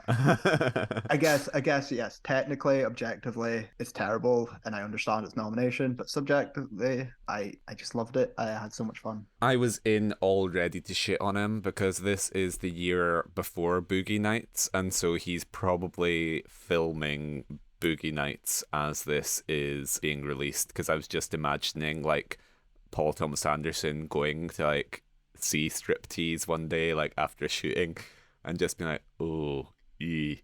It, Getting on the phone to Warren Beatty and like, Warren, I just want to, I want to circle back about that playing Jack Horner thing.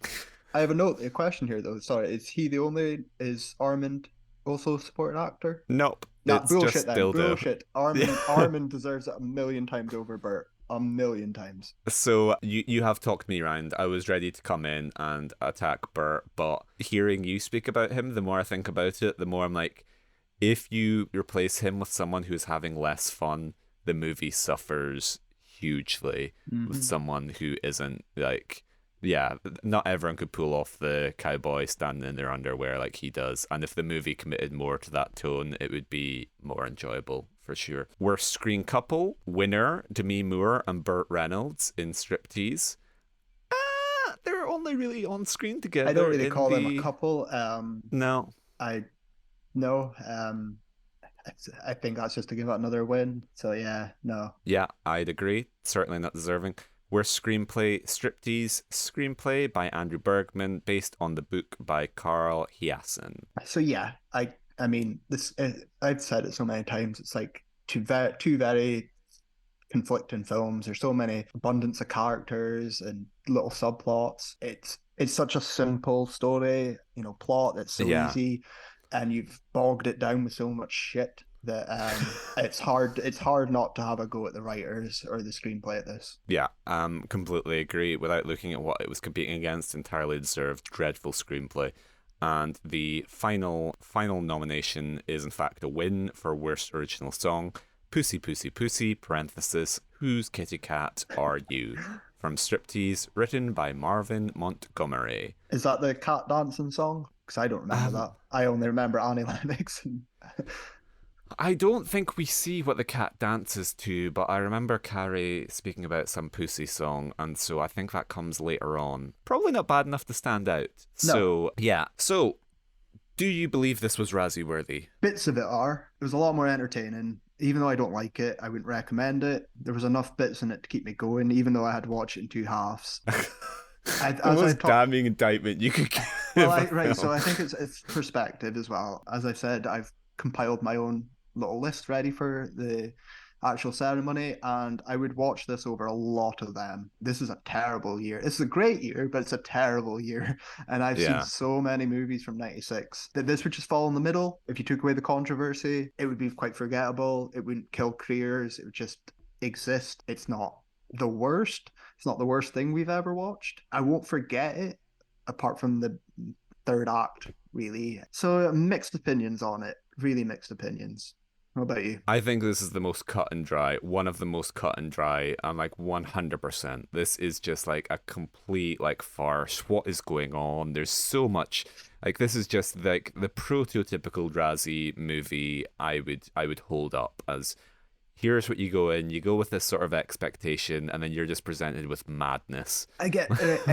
This came out in any other year, but when I was going through '96, I was like, "Oh my Jesus Christ!" Yeah, So that's comparatively, it's all comparatively, about. are probably worse films. There's much more. I have a list of worse films here, and I have a list of films that Mr. Razzie probably will pick on as well. So I'm very curious to see how my picks are. But Yeah, I've also gone in the mindset almost of myself here, yeah, like not so much Mr. Razzie. yeah. This is a Mr. Razzie pick. This is not what I would pick. Yeah, like I can maybe see a version of this film that works as kind of like a David O. Russell style like political satire, like Accidental Love. Hmm. You know that movie? Hmm. The one that David O. Russell shot like he shot before Silver Linings Playbook and like I think The Fighter and everything. It's one of his like I Heart Huckabees style movies that then got released after he became the Oscar guy. and it's got like Jake Gyllenhaal in it and Jessica Biel, and it was probably shot in the Jessica Biel time. That's how you date the movies. You're like, Jessica Biel's the leading woman. This had to have been made in 2007 specifically, Hmm. but it was like a dreadful movie that was released like 10 years after like it was shot. But you can kind of see like, oh, this is commenting on like the American healthcare system and corruption in politics. And there is a version of Striptease that is more satirical that I think you could make. But tying into smallest change you could make to improve this movie. Um, You said it. Two yeah, movies, is that two your movies. Just cut it in half. Yeah, yeah. have your zany comedy with Ving and his monkey and strippers, and the Yeah. owner goes to SeaWorld, and Monty Python the snake kills, and all the fun stuff I enjoyed, and then have your miscongeniality sort of other side of the film where you've got to take down a congressman. Pick a tone. The simplest one, probably the simplest, just to improve it slightly, would probably recast the lieutenant. Oh. That would go a With long way. Sylvester Stallone. You're Anyone. gonna do Robert you're gonna Robert do Patrick in dual roles, like I give was me gonna that. say you're gonna do the Imaginarium of Dr. Parnassus, where like every alternate scene he's played by Stallone or Christopher Walken, just unacknowledged. And I guess even Moore, if someone else played this, Yeah, that's a 100%. that's a simple little solution. It would save you some money as well. I can't believe you've got me for little changes, and your solution is I'm gonna make an entire other movie, an additional movie. um, but I don't fundamentally disagree. I think it is just structurally this doesn't work, No, it doesn't. and I think you need to like it needs to be that perspective into there needs to be that audience surrogate of Demi Moore has to turn to stripping because she's like, well, I'm not going to get another job at the FBI. I Yeah, guess there's nothing but stripping. and that's what I'm saying. If you had a different actress play it or slightly change some bits to make her more likable and Yeah. relatable, and if you were rooting for Moore in the slightest, might have made it a bit better. But like, yeah, it's the smallest changes I can think of, other than just fucking make two movies. Yeah, and because like the Congressman dildo attack needs to not happen within the first 3 minutes. We need to just be a little bit slower. This is like I'm gonna go with a stripping metaphor here. This is just like it goes from 0 to 100 and it's just grinding on you immediately, and you're like, "What's Start off a little slower, Tease. Like yeah, exactly. There we go. Excellent. So thus concludes our striptease talk, and join us in the second half when we will be opening the can of worms, which is 1996. I absolutely can't wait. See you then, guys. Welcome back to the second half of Watching Worst Films, where, as ever, we're going to be discussing the other movies from the year of 1996. And so, as we touched upon in the end of the last part, this is quite a big year for bad cinema. Unbelievably. So, you've compiled a short list. Just a little short list. I went, and not every single category, but all the major ones, because I just, all right. So also as well, like this would have been like peak rental time when I was like from 6 to 10. I've seen everything from 96. It's like shocking amounts, just because it was a movie to watch every week when you had to. So just a little compilation, really. Just seeing, I don't expect these to come through because Mr. Razzie's a hat, but Yeah. I think some are kind of, there's no way you can avoid it. So yeah, without further ado, let's take away. Starting off with Worst Picture. Of course, the Razzie winner was Striptease, but Right. So I have about 10 here. yeah. There's a few I was a bit like, I don't want them to pop up, but they might pop up because I enjoy them, but I'm also trying to think a little bit like 1996 and like the reception and stuff and whatnot. So obviously Striptease is here and it's the winner. The one I have, which absolutely, in my opinion, is a much worse film, and I would rather watch Striptease over it, is Biodome, the 1996 vehicle with Pauly Shore and Stephen Baldwin. So I'm going to tell you that wasn't even nominated. It wasn't even nominated. Not for picture. Oh my word. Okay. Oh wow. All right. So next up, I have a little side note here as well. The worst film I think from 1996, which did get a theatrical release, I did look it up, was a film called Santa with Muscles, starring Hulk Hogan. In his little brief Hollywood run. I don't think this will come up here though because no one went to see it. It had a brief theatrical run. It is awful. I have kind of nostalgic memories about it, but it's sort of like a little star. I don't expect that. So moving on, I have Francis Ford Coppola's Jack, starring Robin Williams. Oh, wow. Yeah. Yeah, exactly. So I've seen this film. I've seen it a lot when I was a kid. I didn't know it was Francis Ford. I hated it when I was a kid as well. Like even with It's weird. It's it's disturbing weird and to. It's a disturbing. bad introduction to mortality It for a is child. not Yeah. a good film. Not a really good film at all. So is that there? Because I feel that's Nope. guaranteed. Nope. No. Okay. Oh, we're getting surprising already. Next up, I have. I don't know if. Again, this is another one that's forgotten about. I just don't expect to see it. It's the Matt LeBlanc vehicle Ed, starring him and a monkey. Is that there at all? Because I rented that as a kid and I fucking hated it. Yeah, Ed is there.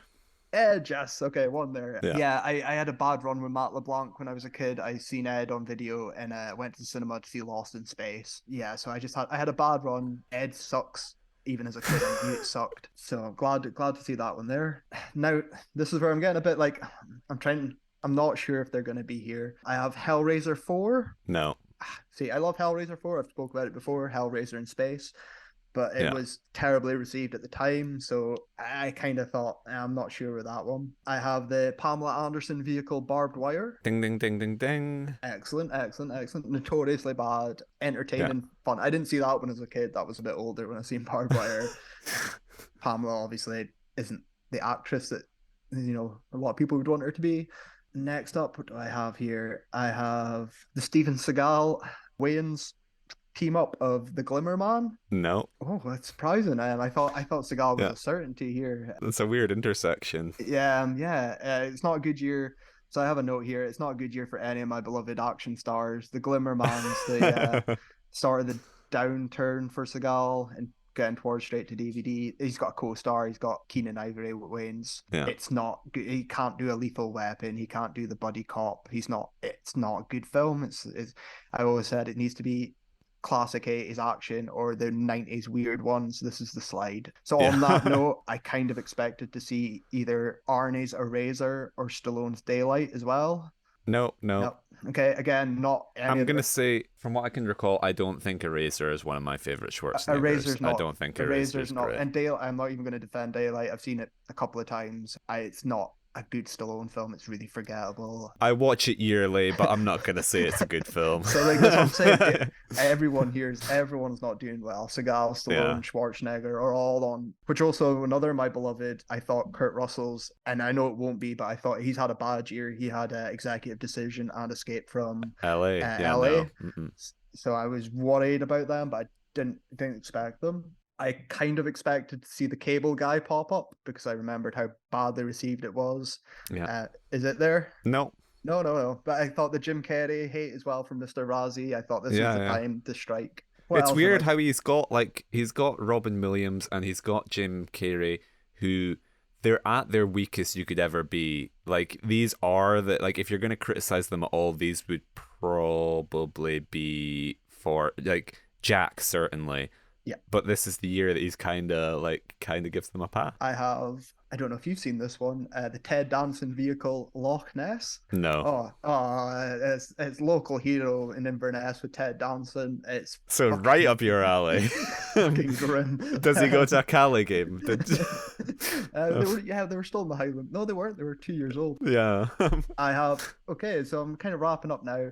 The only other one I expected maybe to see pop up, but also because it's pretty bad, is Kazam, not Shazam, the Shaquille O'Neal vehicle.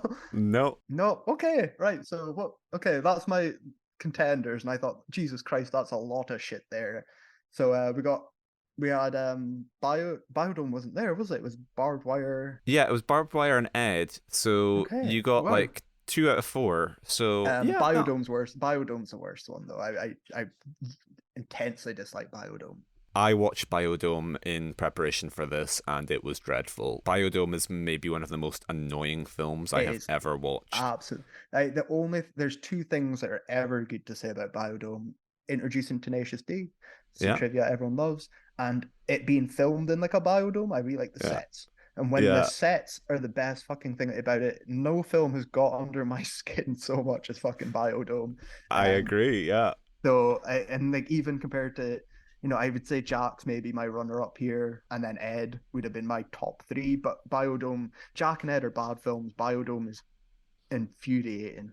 So I cannot believe it's not there. Do you think, speaking about how it was like, you said it was shot in an actual biodome, do you think they just did it for real and that was how they got financing? Was like, listen, we will essentially imprison Pauly Shore in a biodome for 9 months. Yeah, Granted, the film's going to be out, but he will not be in the world for exactly. almost a year. He's going to Um, be out of sight, out of mind. but like it's cool. I mean, I remember I watched the documentary about the real biodome or whatever it was called, Yeah, and I was like, oh, it does look like a cool place to film. You know, I'd go film yeah, my Star Trek Next Gen episodes there. yeah. That's cool. But I hate that. I hate that film so much, and I would rather watch Striptease than Biodome. So this is what I was meaning when you were asking, is it the worst? It's a nominated, but no. Yeah, we want to take away the ones I missed out. So, The Stupids. Are you aware of Yeah, The I'm Stupids? not aware of the stupids. What if I told you it was based on a series of books and it was directed by father of Max Landis, John Landis? Okay. I mean, 96 John Landis is close to Blues Brothers 2000, isn't it? No, I've never seen it. Never even heard of it. The film follows a fictional family, the Stupids, with a last name synonymous with their behaviour. The story begins with patriarch Stanley Stupid believing Sender from letters marked Return to Sender is a wicked man planning a conspiracy. Okay. Sounds, I don't know, maybe I should Sound check that one out. maybe But maybe maybe I'll be all right. and then we have The Island of Dr. Moreau. Yeah, so I left this one off Yeah. because I didn't think it would pop up. I thought, and Really? I well, no, I mean, I haven't seen it in about 10 years. I didn't like it. Yeah. I think Brando is going to be nominated. I have Yeah. him in my not. It's not it's not Brando's finest hour. Yeah. Um, but I was just I didn't think it was going to be here. And again, I would watch it over Biodome, Ed, Jack. You know, there's Kazam, The Glimmer Man, even like there's a lot more films I would have put over it. So it's just it missed the cut for me. I don't like the Island of Dr. Moreau, and I think I would have bet on that being included just for the narrative angle of Richard Stanley, the trouble production of Richard Stanley leaving and being Mm-hmm. replaced by Frankenheimer. I think that's something that would make like the Red Tops in the 90s and Mr. Razzie would be like, uh-huh, okay, so this is how I grasp at relevance. Mm-hmm. And so yeah, it's a bad film, well deserved nomination in my eyes. Then we have Ed, which we've covered. Then we have Barb Wire, which I also watched in preparation for this, and yeah, I really don't like it. No, Um, Martyrs not good. Like that's the reason I'm yeah, saying it's not good. yeah, It's again, it's just under, but I'm saying it's just under fucking Santa with muscles and Biodome. You know, it's yeah. you're really getting into the nitty gritty of like worst category here. Like it's more comparable to me than like Striptease. There's more elements I like about Striptease than I do about Barbed Wire or fucking Jack. So that was my point.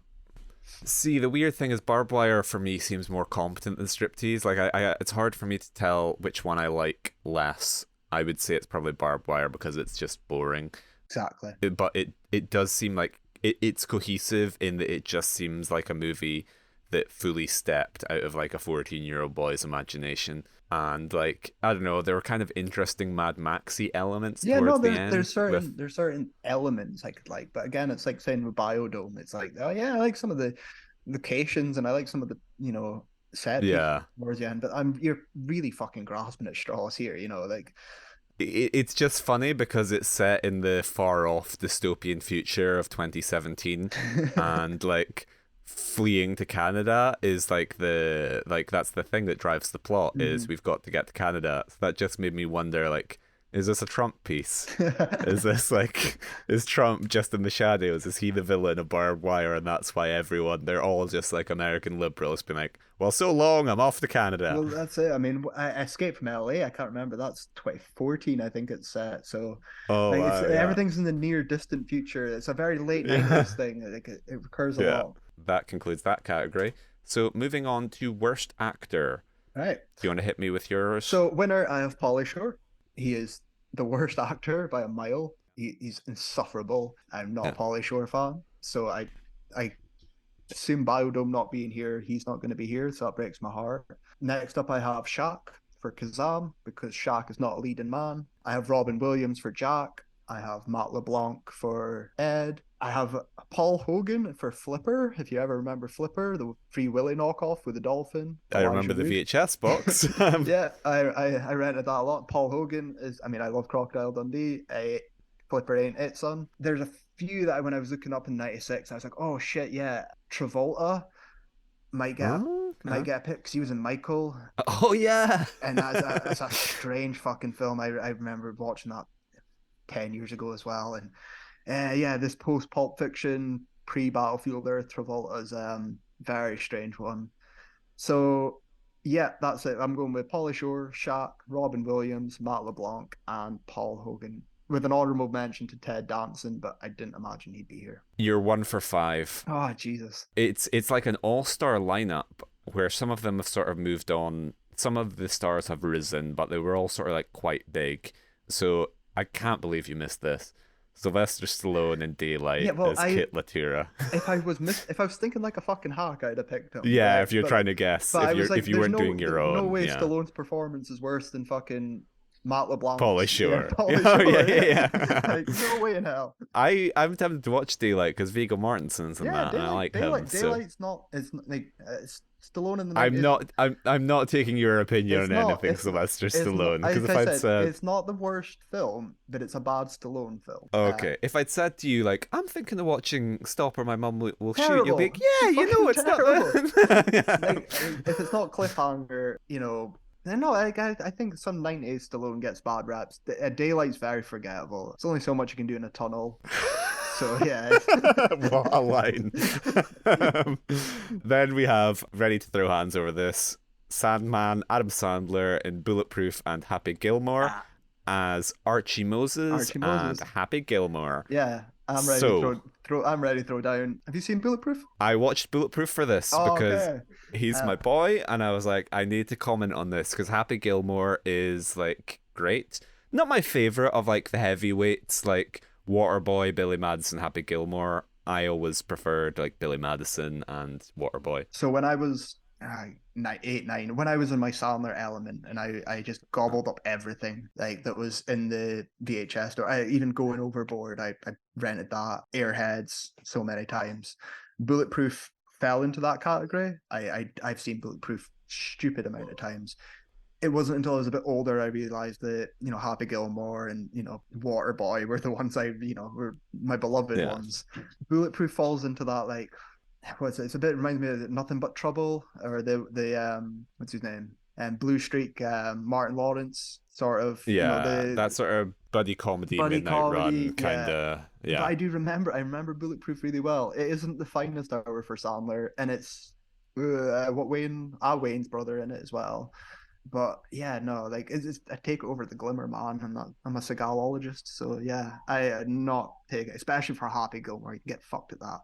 So I don't think the film Bulletproof is great, but I think I went in maybe with the expectations of Latter Day Sandman, where he just truly does not give a shit, and so surprised to see him like kind of bring his A game. Like he's Yeah, it's good. present, he's charming, he's engaging, and like there are lots of like the things that I laughed at were all just kind of like Sandman asides. Like there is a great scene to call back to The Bodyguard where they're in a hotel room and he's sort of being like escorted by Damon Wayans, and he's singing "I Will Always Yeah, Love yeah, You," but in the Sandman, and yeah. I will Yeah, always 'cause love you got you. and it's a nice little. It is Damon Wayans, yeah. So it's got that Yeah, the two SNL experienced veterans, like they're fine. Their chemistry's fine as well. yeah, yeah. Like yeah, no, it's not a good film. Sure as fuck better than Rob Schneider. Yeah, exactly. Than Sandler and Rob Schneider. It's not the best, but it's not the worst. It's one of it's Yeah. forgotten about for a reason. And then we don't even need to say like Happy Gilmore is just like great, one of the comedic performances of our age. And it's one of his best. It's one of his like most compared to Billy Madison or even Waterboy. Happy Gilmore straddles the line is best. So all round, it's the best. Probably all. It's your Revolver. It's your Band on the Run. It's your all round. That's the purest distillation of what makes Adam Sandler. Like when you look at the qualities that Paul Thomas Anderson used in Punch Drunk Love, it is that sort of like bubbling anger. And I like a little bit more man-child naivety in the mix, but the sort of like teetering on the brink of rage Sandman, that Mhm. is Happy Gilmore. Yeah, So 100%. I don't agree with that. Keanu Reeves in Chain Reaction as Eddie Kasalivich. I've not seen it actually, so no comment. So I have seen Chain Reaction, watched it with my family on Christmas Day one year, I think. God knows how. I think we just randomly started. Oh, was it me? Anyway, for some reason, we decided to watch the 1996 movie Chain Reaction just out of the blue. Morgan Freeman's in it. It's not like Keanu's not great, but he's playing like an American guy, so he's kind of in the pocket. It's not like Much Ado About Nothing or Dracula, where he's being like Mhm. fundamentally misused or miscast. It's just he's a bit stilted and Like, yeah, I get it. awkward. In the Yeah. okay. And then we have the winners. So, joint winners Tom Arnold in Big Bully, Carpool, and The Stupids as Roscoe, Fang Bigger, Franklin Laszlo, and Stanley Stupid. I've never Are heard. you familiar with Tom I'm Arnold? not, Tom Arnold. I've never. Well, for the record, I've never heard or seen any of those films. I only know Tom Arnold's in Roseanne. Yeah. That's it. That's What it. if I told you he made an uncredited appearance in Coneheads? Oh, okay. Well, yeah. That's not winning them round. Yeah. He was also in Austin Powers International Man of Mystery, Yeah, again it's one of those. uncredited. It's one of those. I'm aware of him, but I can't tell you things about him. Yeah, I know the name Tom Arnold, but I haven't seen anything to judge him by. But he shared the award with a Mr. Polly Shore, Paul Montgomery Shore in Biodome A as 100%. Bud McIntosh. Fucking detestable. Yeah. Like, who would think, let's watch Polly Shore for 90 minutes? Um, Yep. There's nothing redeemable about it, especially in Biodo. He's so fucking insufferable. Yeah, like it's terrible all round. I'm fucking how he's winning here, but Biodome's not being nominated though can get fucked. That's I agree. outrageous. That makes me think he didn't watch the fucking thing. But Yeah. oh well. Well, to be honest, for once, I'm not going to blame him. Like, why subject yourself to Because Biodome if it's you his don't fucking have to? job. So, okay, moving on to worst actress. Okay. Hit me. Hit you. So my winner, I thought this was going to be a set, but now I'm not so sure. It's Ellen DeGeneres in Mr. Wrong, Mm-hmm. which is obviously her one and done only lead role. Um, Tanked her career. I thought that was a set when I was looking through them. I seen Mr. Wrong when I was like 12 or something. I remember my mum watching it and just being like, "What the fuck?" It's such a hateful, weird, creepy film as well. And then I have Miss Moore, obviously. Like I Yeah. said before, I thought that was a Striptease and Hunchback of Notre Dame double bill, so I thought she would have been in the runner up. I have Pamela Anderson for Barbed Wire. Mm-hmm. I thought Shelley Long for the Very Brady sequel might pop up, but I was more confident that Madonna was going to pop up, our beloved Madonna for Evita, which is the role, Oh, wow. which is, I've seen Evita. I think it's her better performance, Yeah. but I thought she'd have been hip here too. So I'm gone with Ellen DeGeneres, Demi Moore, Madonna, Pamela Anderson.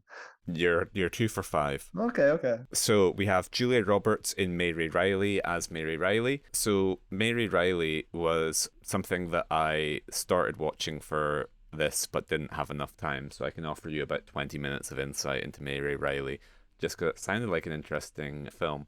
So it's Dr. Jekyll and Mr. Hyde with John Malkovich told via the perspective of his like maid servant, Mary Riley.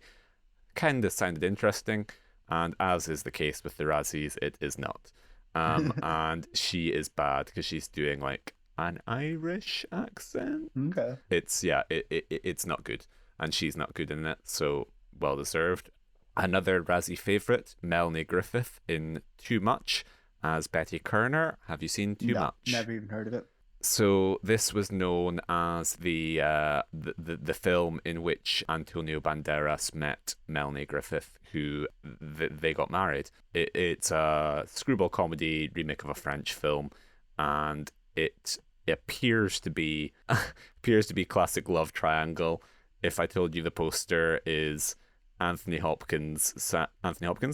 Banderas sandwiched between two blonde women, and the tagline is two number many women, so little time. um, Classic. um, yeah, and then we have Whoopi Goldberg in Bogus, Eddie, and Theodore Rex as Harriet Franklin, Edwina Eddie Franklin, and Katie Coltrane. Have you seen any of those? I've seen Theodore Rex. Theodore Rex doesn't count because it's a straight-to-video film. It's famous for being the most expensive straight-to-video film. Yeah. So is this the first time Mr. Razzie's broken Yeah, his he broke his rules? rule here. It's not Oscar eligible, so it shouldn't be Razzie eligible. I haven't seen the other two. Theodore Rex does suck. There's like it's such a weird analogy on racism and with dinosaurs. Wow. I think it's a film like maybe watching like clips on YouTube it's worth it, but like it's not good. And Whoopi famously hated it as well. It's coming off I'm trying to think what else she was doing in this because I've It's never a even bunch heard. of years past Ghost. Is this Sister Ghost, Act Sister 2? Act Is 2 is this in the can. Even Star Trek Generations is a couple years before. So like I yeah. don't know what the fuck she's up to. So I assume she was on her straight to DVD slide, Yeah. fucking about with Ted Danson in Inverness or something. Um, but yeah, no, I've never heard of Bogus. And what was the other one? Eddie. Eddie. No, no idea. And then Pamela Anderson in Barbed Wire as Barbara Barbed Wire Kopetsky. Yeah, said it before. Pamela's not an actress. She's not a leading lady. So I probably had more interesting things to say about Barbed Wire, but the back-to-back double bill of watching Striptease and then watching Barbed Wire did not do good things for my brain, and so all thoughts are gone. It's interesting just to see her, like, I think my comparison was like, it's kind of like she's kind of doing like a Batman. Mm-hmm. I'm Barbed Wire. Oh Like, yeah. it's interesting to hear her put on the voice of like, I'm Barb. Tell all your friends. Like, yeah, it's really not good, and it makes you appreciate how good and even like moderately talented actor is. And then Demi Moore in The Juror, and Striptease is Annie Laird and Erin Grant, of course. Yes. And now we're on to Worst Supporting Actor, which, just looking at it, might be the most Kyle list of nominations in the history of the Razzies. Okay, I'm So, excited. I'm excited.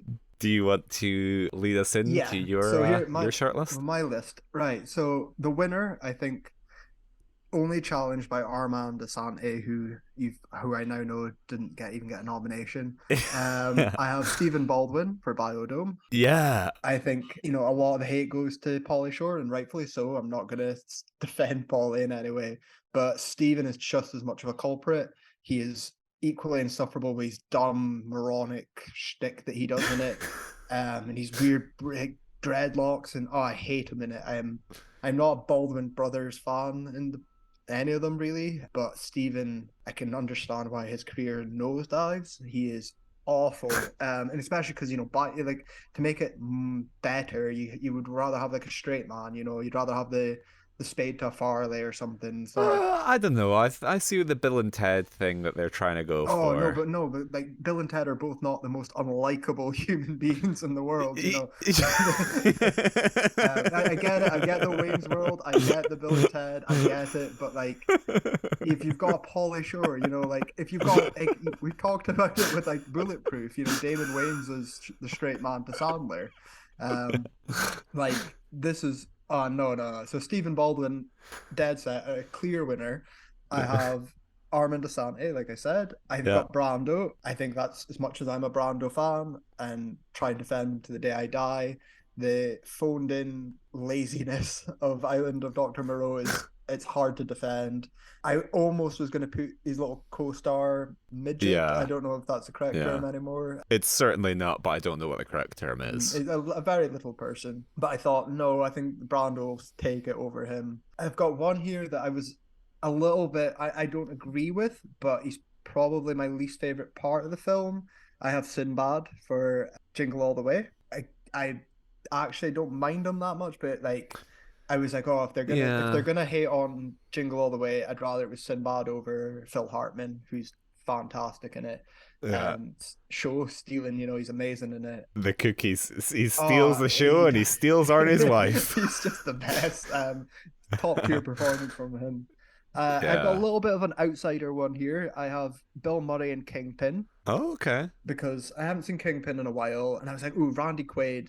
I'm not a fan of, but he serves a purpose in Kingpin a bit more. Bill Murray, not so much. And then I was thinking about it. I was like, now I'm getting a bit struggling because I'm trying to think like Mr. Razzie a little bit. So Yeah. and I was like, is he gonna go for Jim Carrey and Cable Guy because that's an easy target, or and I don't want that. Yeah. I have Sean Connery voiceover in Dragonheart. Oh fuck! Dragonheart's one of those films that like. So I'm not as 96 pilled as you, but Dragonheart, like we rented that on VHS from the library a lot. I really liked that film as a Yes, child and still do now. still do. But I was thinking, it's the same year as The Rock, which is a Yeah. great Connery performance. So I was thinking, Yeah. to knock him down a peg, it's an easy target as well. I wouldn't have put Dragonheart I anywhere I near here, but I don't think you're in full Razzie Mindhunter mode. The Rock is, of course, a Michael Bay film. I don't think that he would knock him down a peg. I think it would be the double nom. He'd be like Sean Connery for The Rock and Dragonheart.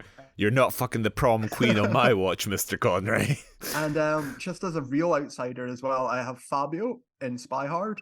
Spy Hard, I was also going to put, any number of cameos. I was going to put Hulk Hogan in here again as well, because I was like, if you're in it, and everybody's in it, Mr. Key, I think Weird Al's in it as well. I seen Spy Hard a lot as a kid, and then watched like the Naked Guns and better Leslie Nielsen films and afterwards, then realized it wasn't good because up until that point I thought it was really good. I thought this is groundbreaking. Austin Powers wishes that came first like this. So then there was on my last one, I was thinking how he was going to categorize certain things because I was worried. Was he going to count Seagal as a lead or a supporting actor in The Glimmer Man? He is a lead. It's him and Keenan Ivory, but I have Seagal in there as well for Glimmer Man, even though he is a lead. But I'm trying to think like him. So I've gone with Stephen Baldwin, Sinbad, Brando, and Seagal. You're 1.5. So we have Quentin Tarantino in From Dusk Till Dawn as Richie Gecko. Oh shit! Oh wow. Okay, I love From Dusk Till Dawn. I think I speak about it all the time. I love Rodriguez. Yeah. I adore the first half of the film. It's one of my favorites. The vampire second half of the film, I still really enjoy, but not as much. I wish there was two films out of it. I really do. I get it. I would say this is probably Tarantino's best acting performance. He plays compared to Reservoir Dogs, compared to Pulp, there's a film, I don't know if you've seen, Sukiyaki Western Django. No. I think he executive produced it. This is 2001. It's Takeshi Miike. And he plays Ringo in it, and he is fucking dreadful. So in comparison, I think he plays Richie really well. He plays him creepy. He plays him sleazy. He's got his foot fetish in there as well. I feel like Robert's dunking on him a lot in good jest. So yeah, I get it, 'cause it is not technically a good performance, but I don't think it's better than, I assume, Sinbad's missed out, or Baldwin maybe. So like if he got a nomination and Baldwin didn't, I'll be furious. For the record, Little Nicky is his best performance. But Steven Seagal is the next nomination, but it's for executive decision as Lieutenant Colonel Austin Travis. I thought you would have escaped executive decision. So I said before, I'm surprised Kurt Russell's kind of escaped here because he had a bad year. Executive decision's fine. It's a good enough action film. It is forgettable.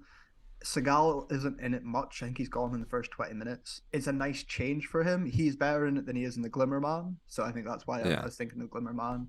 It's famously his only performance. He died because he refused to ever be killed off. Obviously, Robert Rodriguez gets that honor. Now he's just like it's like the Rick Dalton thing in Once Upon a Time in Hollywood of like, when the audience sees Jake, what's his name, County Law, Jake, whatever. When they see him getting punched, they really see Rick Dalton getting. Um, Whereas by that point in time, Seagal's had his ass kicked. That e- there's zero credibility in. exactly. That's what. Machete's like, sure, kill me, castrate me, do whatever you want to me, just as long as you pay me. It is a nice change to see him not play the lead and start playing a more villainous role. Is because Yeah. he does have a good like stature and physique sometimes to play, like especially in the 90s he could have played a lot of good villains. So I disagree with this. If he was going to get a nomination, I would have went for the Glimmer Man, but I don't think he watched the Glimmer Man because it's not popped up once. So And then we have Burt Reynolds in Striptease as Congressman Dildo, and Val Kilmer in The Ghost and the Darkness and The Island of Dr. Moreau as John Henry Patterson and Dr. Montgomery. okay, so I haven't seen, was it the first two, The Ghost? It's one. Oh, it's one. The Ghost and the Darkness is one film. Okay, It's one title. never seen it. So Yeah. I can't comment on it. I wouldn't have called it. I would have. I mean, it's been a while, but he's the lead, isn't he, in Island? Precisely. Yes. I would have thought, Brando would have got that, or what's my boy Fargo, Teeth, Harry Potter. Can never pronounce his last name. I would have thought he might have. Harry Potter for David Thewlis. Yeah. Ooh, I thought he gritty BAFTA. he's just, I think in supporting, I'm like, it's him and Brando were the first two that popped ahead, not Kilmer. So this is just a double dunk. And because Ghost in the Darkness hasn't popped up again, this is just a shit on Kilmer, I guess. For the record, though, Kilmer is not good in The Island.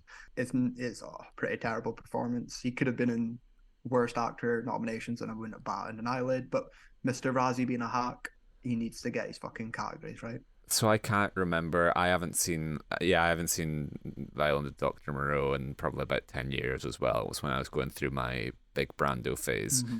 And I was like, yeesh. I'd agree. He's 100% the lead.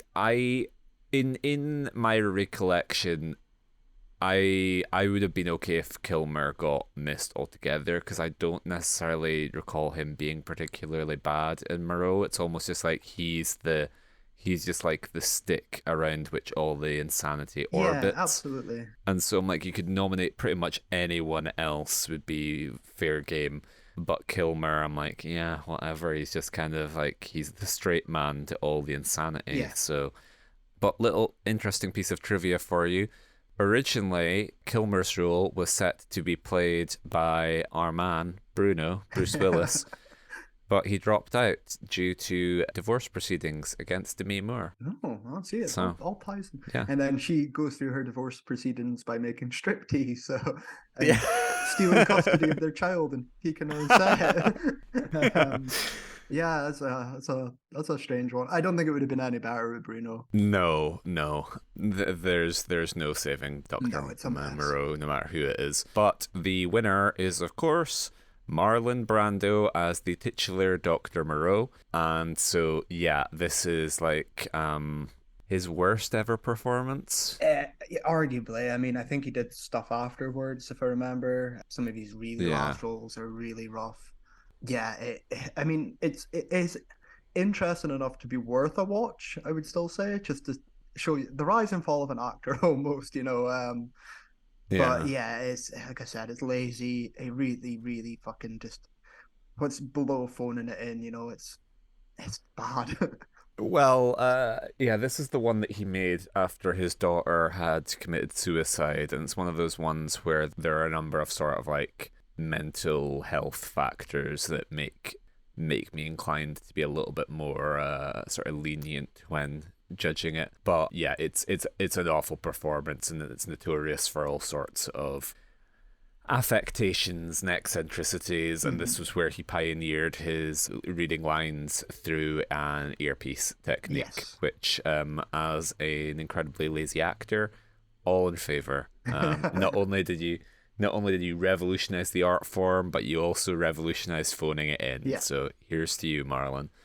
And so that brings us on to Worst Supporting Actress. Okay, so struggled a little bit with this one because again, it's a category. What's he going to put it as? I'm a bit iffy. I think so in the winner I have Jennifer Lopez for Jack as a teacher. Yeah. She's honestly not the worst in it. she'll put in worse performances in the future, as we'll see. But Jack's so bad all around, and it's so creepy, and I can't. I was like, and it's a good time to put J Lo in it. So after that, I have Kylie Minogue, which is again for Biodome. Yeah. This is 2 years after Street Fighter, I think. She is worse than Street Fighter, and can't believe she didn't get nominated for that year, '94. But she can tell she's bad, and everyone in Biodome kind of sucks. But again, name, I was like, she's gonna go for that one. I have Halle Berry for executive decision. That's my first executive decision. Whereas she's not good. She's just not, like, again, executive decision's very bland. I was like, I could see it. She's yeah. I thought she'd have got that one. I have Rita Wilson for Jingle All the Way. Oh wow. She is actually my least favorite part of Jingle All the Way because Yeah. she seems like she's had maybe 3 glasses of wine too many, and she's just kind of, she's having fun, I guess. But like, I think It's Christmas, Kyle. People do drink a little bit too much. She really is my least favorite part. And even the stuff with Phil Hartman, I was, it's Phil Hartman carries that a lot. So I think that's the final one. There was a few other ones. Again, I was thinking Leslie Mann was for the Cable Guy, but I like her in Yeah. that. There's a lot. I also have any of the strippers from Striptease, because I assume some of them are porn stars or strippers as well. Or No, that was I think that was the opposite. When we were watching it, I was like, could they not have got just like a genuine because these aren't big parts. They're like, could they not have got someone who knew what they were doing? Yeah. Because there's one dance sequence where it has a little bit of juice, and I think it's just because the camera is moving. Yeah. It's almost like they handed over to like a second unit photographer. Or how like Steven Spielberg supposedly shot the Mustafar Duel for Revenge of the Sith, or like Tarantino directing on like Sin City. Yeah, it's like, have they brought someone in who knows what they're doing to do this? I know. Like, is Guy Ritchie or David Fincher directing this one dance number? Because for the rest of it, it's just people awkwardly standing beside poles and swaying back and forth. It's like Madonna's Ipanema do from Swept Away. I think this is going to be a category I'm going to absolutely lose out on, because yeah, knowing Mr. Razzie, I'm going to guess that almost all nominations will be for one film only that haven't been mentioned up until this fucking point, because that happens so often. It's just worst supporting actress from these 5 random films that I plucked out. So yeah, I'm not confident about this, but I'm kind of hoping at least. But Jack's not turned up, so no, I am not confident. You know your Razzies, because you're right. One film of, let's see how many, 7? One film of 7 has been mentioned before. Exactly. And you're awash, so it's 0. We have Terry Hatcher in Heaven's Prisoners and 2 Days in the Valley as Claudette Roque and Becky Fox. We have Daryl Hannah in Too Much as Liz Kerner. So she's the other woman to Melanie Griffiths. Okay. The other piece of the bread in the Antonio Banderas sandwich. And then we have Jamie Gertz in Twister as Melissa Reeves. And I see Twister was on the tip of my tongue throughout all my. I had it like on the periphery of all my votes, because I was like, but it's a big movie. It's a very big movie, and it was very successful as well. And I was like, oh, but I thought just because it was too big and because there's so much, I was like, again, Biodome sweeping, like there's all this Ed and shit, like all this Flipper and fucking Loch Ness. There's too much shit. It's gonna stay out. But yeah, here we go. Like I can't pick anything else, so I'm gonna pick fucking Twister. Our old friend Faye Dunaway in The Chamber, and Dunstan checks in as Lee Cale Bowen and monkey. Mrs. Dubrow. Yeah, Year of the Ape / Monkey. Have you seen Dunstan checks in? Yeah, I have. I don't remember. It was one of those rentals again. It's like a 6-year-old alongside Ed. Yeah. I kind of remember it. I can't quote it. I can't think about it. It's one of those monkey does silly things.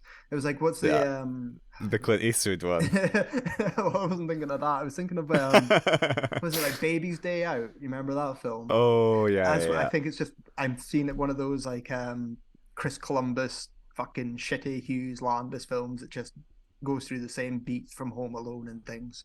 Yeah, no recollection. I've not actually seen Dunstan Checks In. I'm gonna make it sound like I had like a neglected childhood or something, but Dunstan Checks In was another one of my dad and my brother's like bonding things, where the two of them watched Dunstan Checks In and Master Disguise all the time, and I was never invited to join the club, or perhaps I was by the end, and I was like, no, that's your thing. I don't want to watch your stupid monkey movie anyway.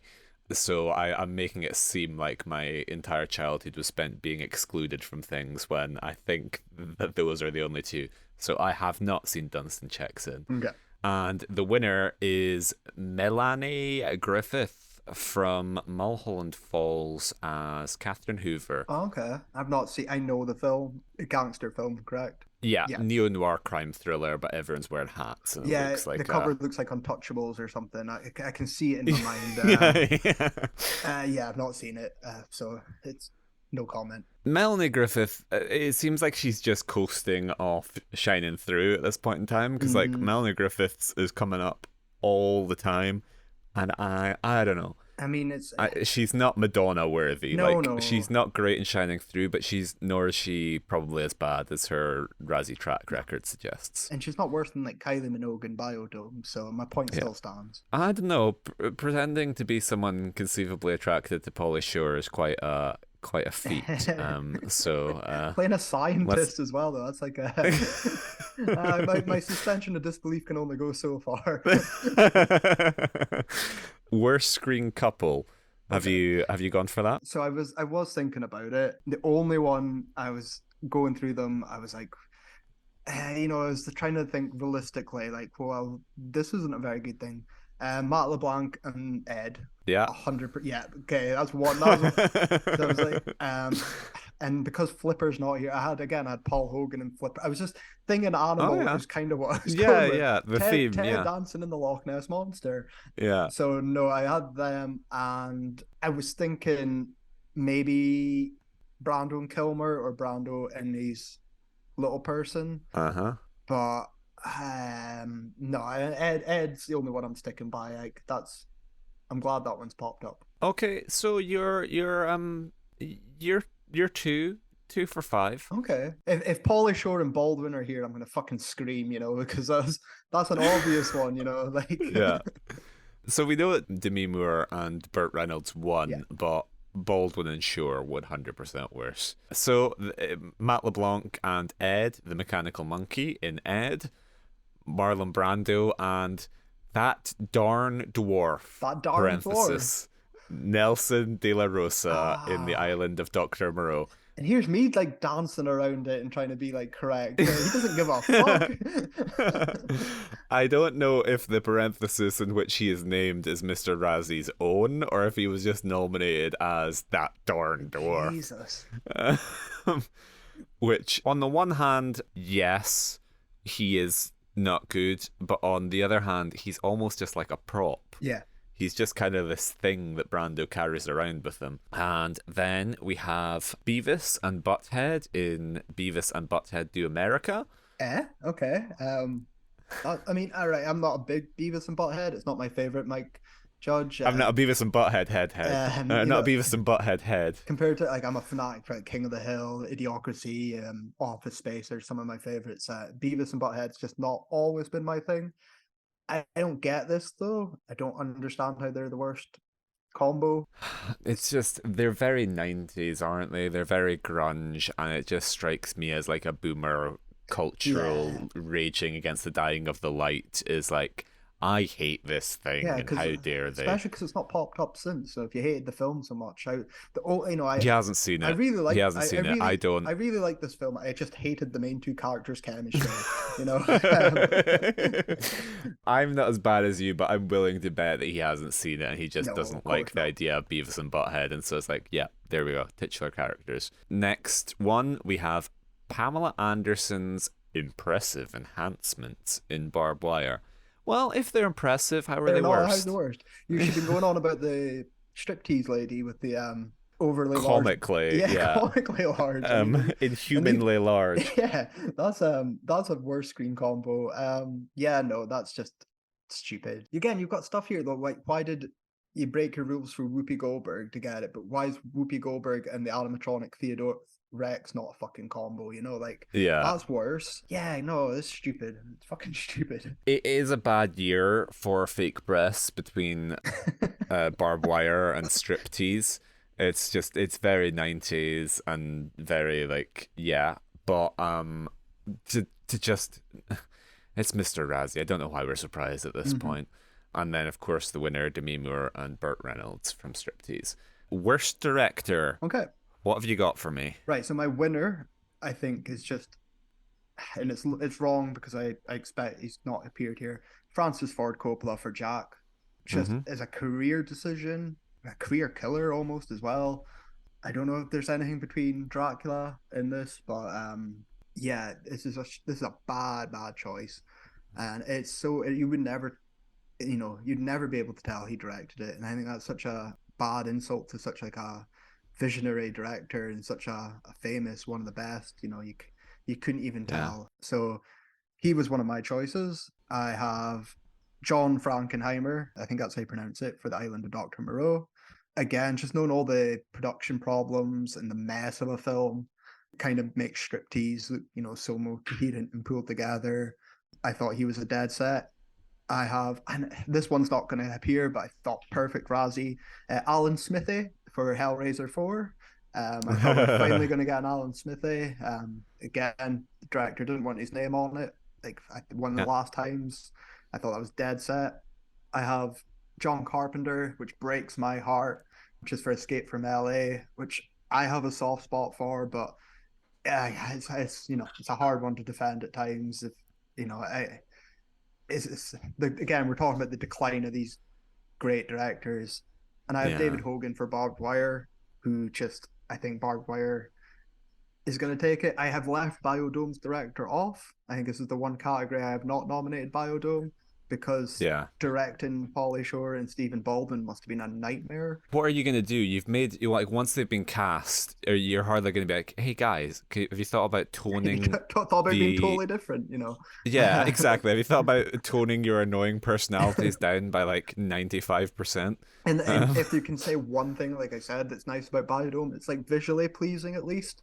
Yeah. So like I will, I think the best part of it was probably the direction. So yeah, I don't think I'm going to do well here. I think from going over it, I think maybe Barbed Wire, maybe Island, but Jack, putting my cards on Jack too much has let me down, and I don't think Hellraiser 4 is popping up now. 1 for 5. So Bergman won. I shouldn't say Bergman because people think Ingmar Bergman. Andrew Bergman, Ingmar's nephew. Andrew Bergman won for Striptease, of course. We have Brian Levant for Jingle All the Way. Jingle All the Way's sole nomination for the director. Like, what? Like, who's gonna... And if we speak about him being like a tabloid, like, narrative grabbing hack, who's gonna care? No one's like... I don't think there are any like Brian Levant stands going around that are gonna be like that's not gonna. If you're going for it all, you go Sinbad, you go Arnie. Well, that's like, and I just watched it. You go Jake Lloyd and you say like, this bastard. The thing is, I just watched it recently and just in December, and it's still there's still bits in it are really good. The parade scene's well directed. Yeah, the finale. There's a lot that's like, you direct. I strongly disagree with this one. Like where's daylight and stuff now? This is where I'd be. Where's all this other? Where's Jack? Where's all this shit? Yeah, no, strange one. We have a guy who, we'll need to look this up at some point and tally up his nominations, because I feel like he must have accumulated a fair number without ever actually winning. John Landis for The Stupids. Yeah, Landis, I mean, we're going to have to do like an unofficial Landis special, aren't we, one day? The perennial runner-up. Yeah, I said it, if it wasn't for Battlefield Earth, the Blues Brothers would have probably taken it, or whatever. No, Wild Wild West or whatever's in 99. Yeah. I don't think Landis is ever going to be a winner for us. Doesn't matter how many kids he kills, he's never going to get here. And of course, it wouldn't be an episode of WWF without Kyle slipping in a mention to John Landis manslaughter. Allegedly. Yeah. No, he's always. I've never heard of The Stupid, so so Yeah. I can't comment on it. And then we have Stephen Frears for Mary Riley, which is like, it seems like a kind of left field choice, given that like Julia Roberts is the only other nomination. But like, I don't know, it's maybe like a sophisticated pick of like, it's just a bit like, from what I've seen, it's a bit sort of flat. And maybe we'll have the addendum when I finish watching it and things go insane once I get beyond the 15-minute mark. But Sorry to interrupt. That name rings a bell. Stephen Frears is the British director who did like Philomena, who did like The Queen, I think, Oh did a bunch of yes, like biographical things. and Yeah. I found it as well. I was like, why do I know that name? Is because he was originally going to do the Die Another Day spin-off, Jinx, Oh, that got yeah, canned for yeah, Casino Royale. Because I yeah. was reading about Die Another Day the other day, and like the name just I was like, okay, yeah, okay, fair. Then Frankenheimer for Island of Dr. Moreau. I don't know enough about the biographical information about taking over a movie that was basically set to shoot with Richard Stanley until he Mm. left. So, yeah, but certainly looking at the end product, no one would say That's this it. movie is If you're well just directed. watching the film as well, like I say, the production thing slants you a little bit, but when you watch it just blind, it's a mess. So got to blame someone. Yeah. Okay, moving on to worst screenplay. What have you got? Right, so here I've just said take your pick. I've got Jack again as my winner because that's such a stupid fucking idea. And then I've just take your pick. Ed, definitely. I know Striptease is here. I didn't have Striptease. Yeah, I was just take your pick. Mr. Wrong again, but that's not popped up. I don't have Biodome, but yeah, Yeah. just take it. I was like any of the above is all I've got. But the only winner, yeah, was Jack, which has not appeared at all. Yeah, you're not wrong. He's just like he's kind of phoned it in where the worst screenplay nominations are just the worst films. So it's Stupid, written by Brent Forrester, based on characters created by James Marshall and Harry Allard. Island of Dr. Moreau, screenplay by Richard Stanley and Ron Hutchinson, based on the novel by H.G. Wells. Ed, screenplay by David Mickey Evans, story by Ken Richards and Janice Sircone. Barbed Wire, screenplay by Chuck Farrer and Eileen Chaikin, story by Chaikin based upon the characters appearing in the Dark Horse comic. And then the winner, Striptease, screenplay by Andrew Bergman, based on the book by Carl Hiaasen. There we go. So, nothing to say. We've covered them all at length. Brings us on to worst new star. So this is my final one I have anything for. I have picked Yeah. take your pick of child actor. I have Jake The Lloyd. monkey from Ed. Yeah. Sorry, yeah. I have No, Jake Lloyd from Jingle All the Way. I have yeah. the Striptease Kid, Moore's Boomer Child. Willis. Yeah, that's the Yeah. one. I have Elijah Wood for Flipper because I Oh, thought yeah. these are. I don't agree with these, by the way. I'm thinking like This is in Razzie mode, Razzie yeah. mode because I was struggling a little bit. I have the monkey from Ed, and I have Pamela Anderson. Obviously, her breakthrough lead performance in Barbed Wire is pretty much her one and done. Oh, and do I have any more? No, that's it. Okay, so we have the new serious Sharon Stone in Diabolique and Last Dance as Nicole Horner and Cindy Liggett. What the fuck are you on? Could he just not think? Was there not a child that he could think of? Like, that just seems like that's the definition of padding. Yeah, the monkey won't. The monkey didn't get a win, did it? It didn't get a nom. No, Oh no well, monkey. fucking hell. Then we have Friends cast members turned movie star wannabes. Jennifer Aniston in She's the One, Lisa Kudrow in Mother. Interesting. Matt LeBlanc in Ed, and David Schwimmer in The Pallbearer. No, Matthew Perry innocent. Matthew Perry's innocent.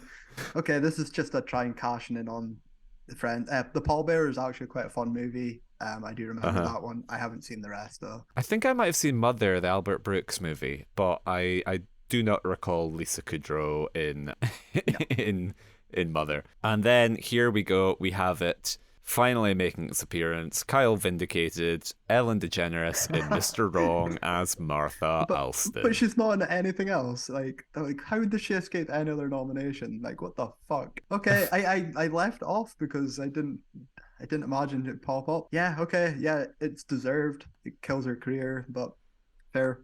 Then we have Beavis and Butthead in Beavis and Butthead Do America. And so let's get this clear. I do not care for Beavis and Butthead, even as like a 5-year-old kid or whatever I would have been. They just I was a very conventional child, whereas like Disney animation, wholesome, straight lines, sunshine and rainbows.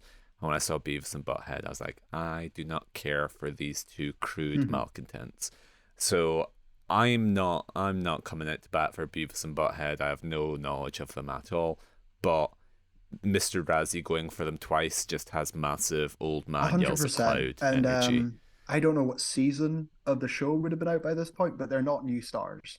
They're No, we've discussed this. This is the crossover thing of like even if you're like a TV, if you're Ted Danson making the leap from Cheers to to cinema, Loch Ness. doesn't Okay. matter how yeah, it doesn't matter how big you are. If this is your first movie, I Yeah, think you're and they're also legit. not real people. So I'd like to point that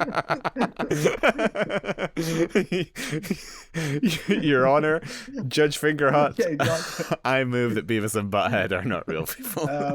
Yeah, so like you give Mike Judge or something, voice actors or something, but yeah, Yeah, like I'm not having that one. And I'm not, again, not the biggest defender. You have to do me a favor though. I don't know if it's this film, but I think it is, and not the sequel. Go click on it if it's there for you. Have a look at the cast list. Okay, so we have Mike Judge, Bruce Willis, Demi Moore.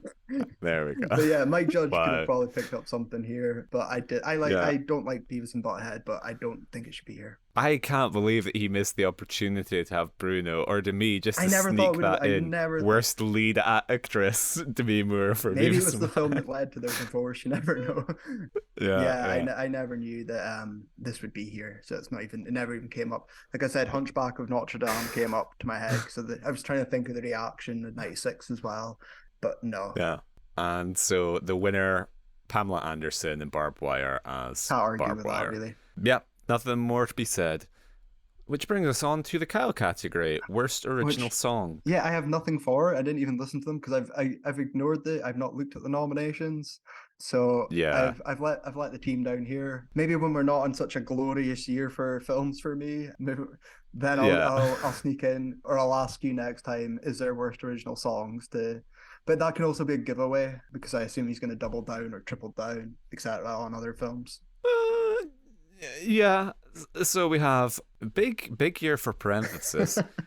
Whenever there is love, parenthesis, love theme from Daylight, written by Bruce Roberts and Sam Roman and Frank Stallone. No. Don't get my hopes up. No, it's '96. There's no Frank Stallone in '96. Then Welcome to Planet Boom, aka This Boom's for You, from Barbed Wire, written by Tommy Lee. That's nice, I guess. Like, see, love does get you work. It gets Bruce work. It gets Tommy Lee work. Wherever there is love, there is work. Love theme from Daylight. And then, of course, the winner, as we have discussed, Pussy Pussy Pussy, Whose Kitty Cat Excellent. Are You? From Oh, it's Striptease, fun. which I don't remember as a full-on song, almost more like a jingle, Yeah, but I remember whatever. when the Cat Dancer was coming out. If that's the song I'm thinking of, that wasn't even a song, Yeah. but it might have been in there in between Annie Lennox. I can't remember. We're almost out. We just have one final. We have the Mr. Razzie has been taking some kind of illegal substances category and has come up with some weird one-off award that's going to get tried to shelved. think, because what's the most flatulent teen movie of '96? Yeah. He could have done like worst breast implants of the year or something. It goes into my worst new star. I was gonna do like worst animal co-worker, and I was thinking again, you could have put Theodorus Rex or whatever in there as well. You could have put any animal thing in, but I have no idea what this is going to be. So, worst written film grossing over $100 Worst million. written film. Okay. Yeah, it's another screenplay, but purely for films that are box office hits. So we have A Time to Kill, screenplay by Akiva Goldsman, based on the novel by John Grisham. I have not seen that movie, but it's Matthew McConaughey and a rare Razzie appearance for Frank Underwood himself, Mr. Kevin Spacey. That is what year is this? 96. So this is Schumacher, isn't Yeah. it? Time to Kill. I'm pretty sure it Yeah, I is. have seen Yeah. The Time to Kill years and years and years ago. It's good. If from what I remember, I might be getting it wrong. I don't remember it being one of the worst written films, but okay, whatever. We have Mission Impossible, based on the television series created by Bruce Geller, story by David Koepp and Steve Zalian, screenplay by Koepp and Get Robert fucked. Downey. I so like I don't know about you. I don't think we've ever really talked about Mission Impossible together, have we? Spur of the No, not moment, really. I'll go on and on and on about Bond, but I'll never really bring up Mission Impossible. So I really like the first one. I holds Yeah. I like the more bombastic sequels. I like Wu's, interpretation. I like them all in different ways, but I've Yeah. such a special place in the first one. It's so sort of condensed and streamlined compared to what they become. I really, Yeah. really like it. It's honestly probably one of my favorites, if not my favorite Mission Impossible. So I'm Yeah. strong disagree here. Yeah, it's a fucking great film. Yeah, it's such a great film that is so much more than it needs to be. Like, particularly when you look at the later entries where I maybe don't love them as much as everyone else does, like the Brad Bird one, and like there's certain ones where like I like one, two, and three, and then some of the later Yeah, ones blend that's what into each other that's with it, Fallout absolutely. being the I couldn't tell you a Ghost Protocol from a Fallout off the top of my head, but the first three have yeah. such a unique vision to each of them. Such different directions to them. Yeah, like the whole bringing De Palma in and then like going in like the complete opposite direction with John Woo. Like I think those films are really interesting and do more Yep, than they have to. And so yeah, I like it. And certainly if we're gonna just hone in on the nomination, it's not a bad it's written not, film and at I'm all. think 96. Because even when I was looking at like the bigger films from 96, this is a year of Independence Day. That's a Uh-huh. worse written film that grossed over 100 million. There's Yeah. yeah, I'd even argue like The Rock and stuff, like there's like and Mission Impossible, strong disagreement. Yeah. Particularly when you look at the names, like so David Koepp, screenwriting legend, and then Robert Downey, of course, another like legendary figure who like my thing's probably like the consulting work he did on like Hmm. Mad Men, but yeah, like legendary Hollywood screenwriter that has been like I don't know, sort of like creating great work for decades. And then Mr. Razzie's like, he doesn't know anything. um, so I don't know. That brings us on to Independence Day, written by Dean Hey, Devlin and Roland nice. Emmerich. That's nice. That's nice. I don't hate Independence Day. I don't like it though. I don't like Roland Emmerich. I think we spoke about this before. Yeah, like it's a strange category though. And I still don't really agree. Like it's not a bad film. It shouldn't be here. It's like it's a little bit like structurally, I don't think it's a bad film. I agree with you in comparison to Mission Impossible. Mission Impossible, I think, is just like a great screenplay that it would be Hmm. hard to criticize. Whereas Independence Day, you can maybe fault some pieces of like you can maybe fault some of the more like cheesy one-liners, Hmm. whatever, or like I can see you objecting to that more, but I don't necessarily think No. it's bad. And then we have The Hunchback of Notre Dame, animation screenplay by Tab Murphy, Irene Mecchi, Bob Sudiker, and Noni White. So I'm a little bit happy that I at least kind of got half a like shout in it. You're Um, right, yeah, it I appearing, yeah. again, it was just for Moore and for like the critical reaction from it at the time. I haven't seen it since I was a kid. It's probably one of my least seen like Disney films, to be honest. It's not a bad written film from what I remember though. It's again what's such a strange category that yeah, it doesn't deserve to be here. And then the winner, Twister, written by Michael Crichton and Anne Marie Martin. I mean, Twister's bollocks. It is nonsense. It's fun though, so like, I don't know what to say about this category because it's such a strange, unique one, and I Yeah, can't imagine there's much films that grossed over 100 million outside this top five. So yeah, like, so that's an extortionate amount of money in '96, and yeah, like, so like, are you just the top five films that grossed over 100 million? I have no idea. Yeah, yeah, like weird again, weird for Mr. Razzie. I don't. Is it just to say, is Mission Impossible now a Razzie nominated film?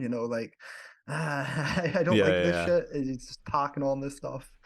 I'd like the Oscars to do something like this, Well, they did it. They did it with the Zack Schneider, like the people's Yeah. Oscar cheer, Oscar fan moment. So, yeah, weird one, very weird one. So, if you've enjoyed this episode, please leave us a review on your podcast platform of choice. You can follow us on social media where we are Watching Worst. And you can email us with any questions, queries, or comments about Striptease or the Razzies as a whole, where we are watchingworstfilms@gmail.com. So, as you will have now heard, we had our Razzie special last week where I lost the You got predictions quite trounced, spectacularly. yeah. Which means next week is our scheduled special, and we are going to be using that to deal with my forfeit. So, Yeah. Kyle, would you like to announce what we will be tackling next week? Yeah, so it was a bit of a thought because there's many things to pick. We can always go through Yeah. whatever sort of bottom of the barrel films I could think of. It was you holding Blues Brothers 2000 over my head that inspired this choice. I like Blues Brothers 2000, and I'll speak about this in the next episode. But I've decided to pick The Ladies' Man, which is from 2000. So not a chance in hell it was ever going to win anything up against Battlefield Earth. It's one of the few SNL films I've never seen, so it's a forfeit for me as much as it is for you. So, but you know what I'm looking forward to is something new. I'm a self-professed SNL fan, despite being in my 30s and Scottish. So this is interesting for me. This is new territory. I think it's the last SNL film before MacGruber as well. So Oh, okay. which kills any SNL film, unfortunately. So, but anyway, I'll get into that. I'm really looking forward to it, and I hope you all join us, because this is your forfeit, and let's do this. Let's go see what Tim Meadows led vehicles are going to be like. New territory for me, and it should be really exciting. So, yeah, join us next week for The Ladies' Man. See you then. See you then.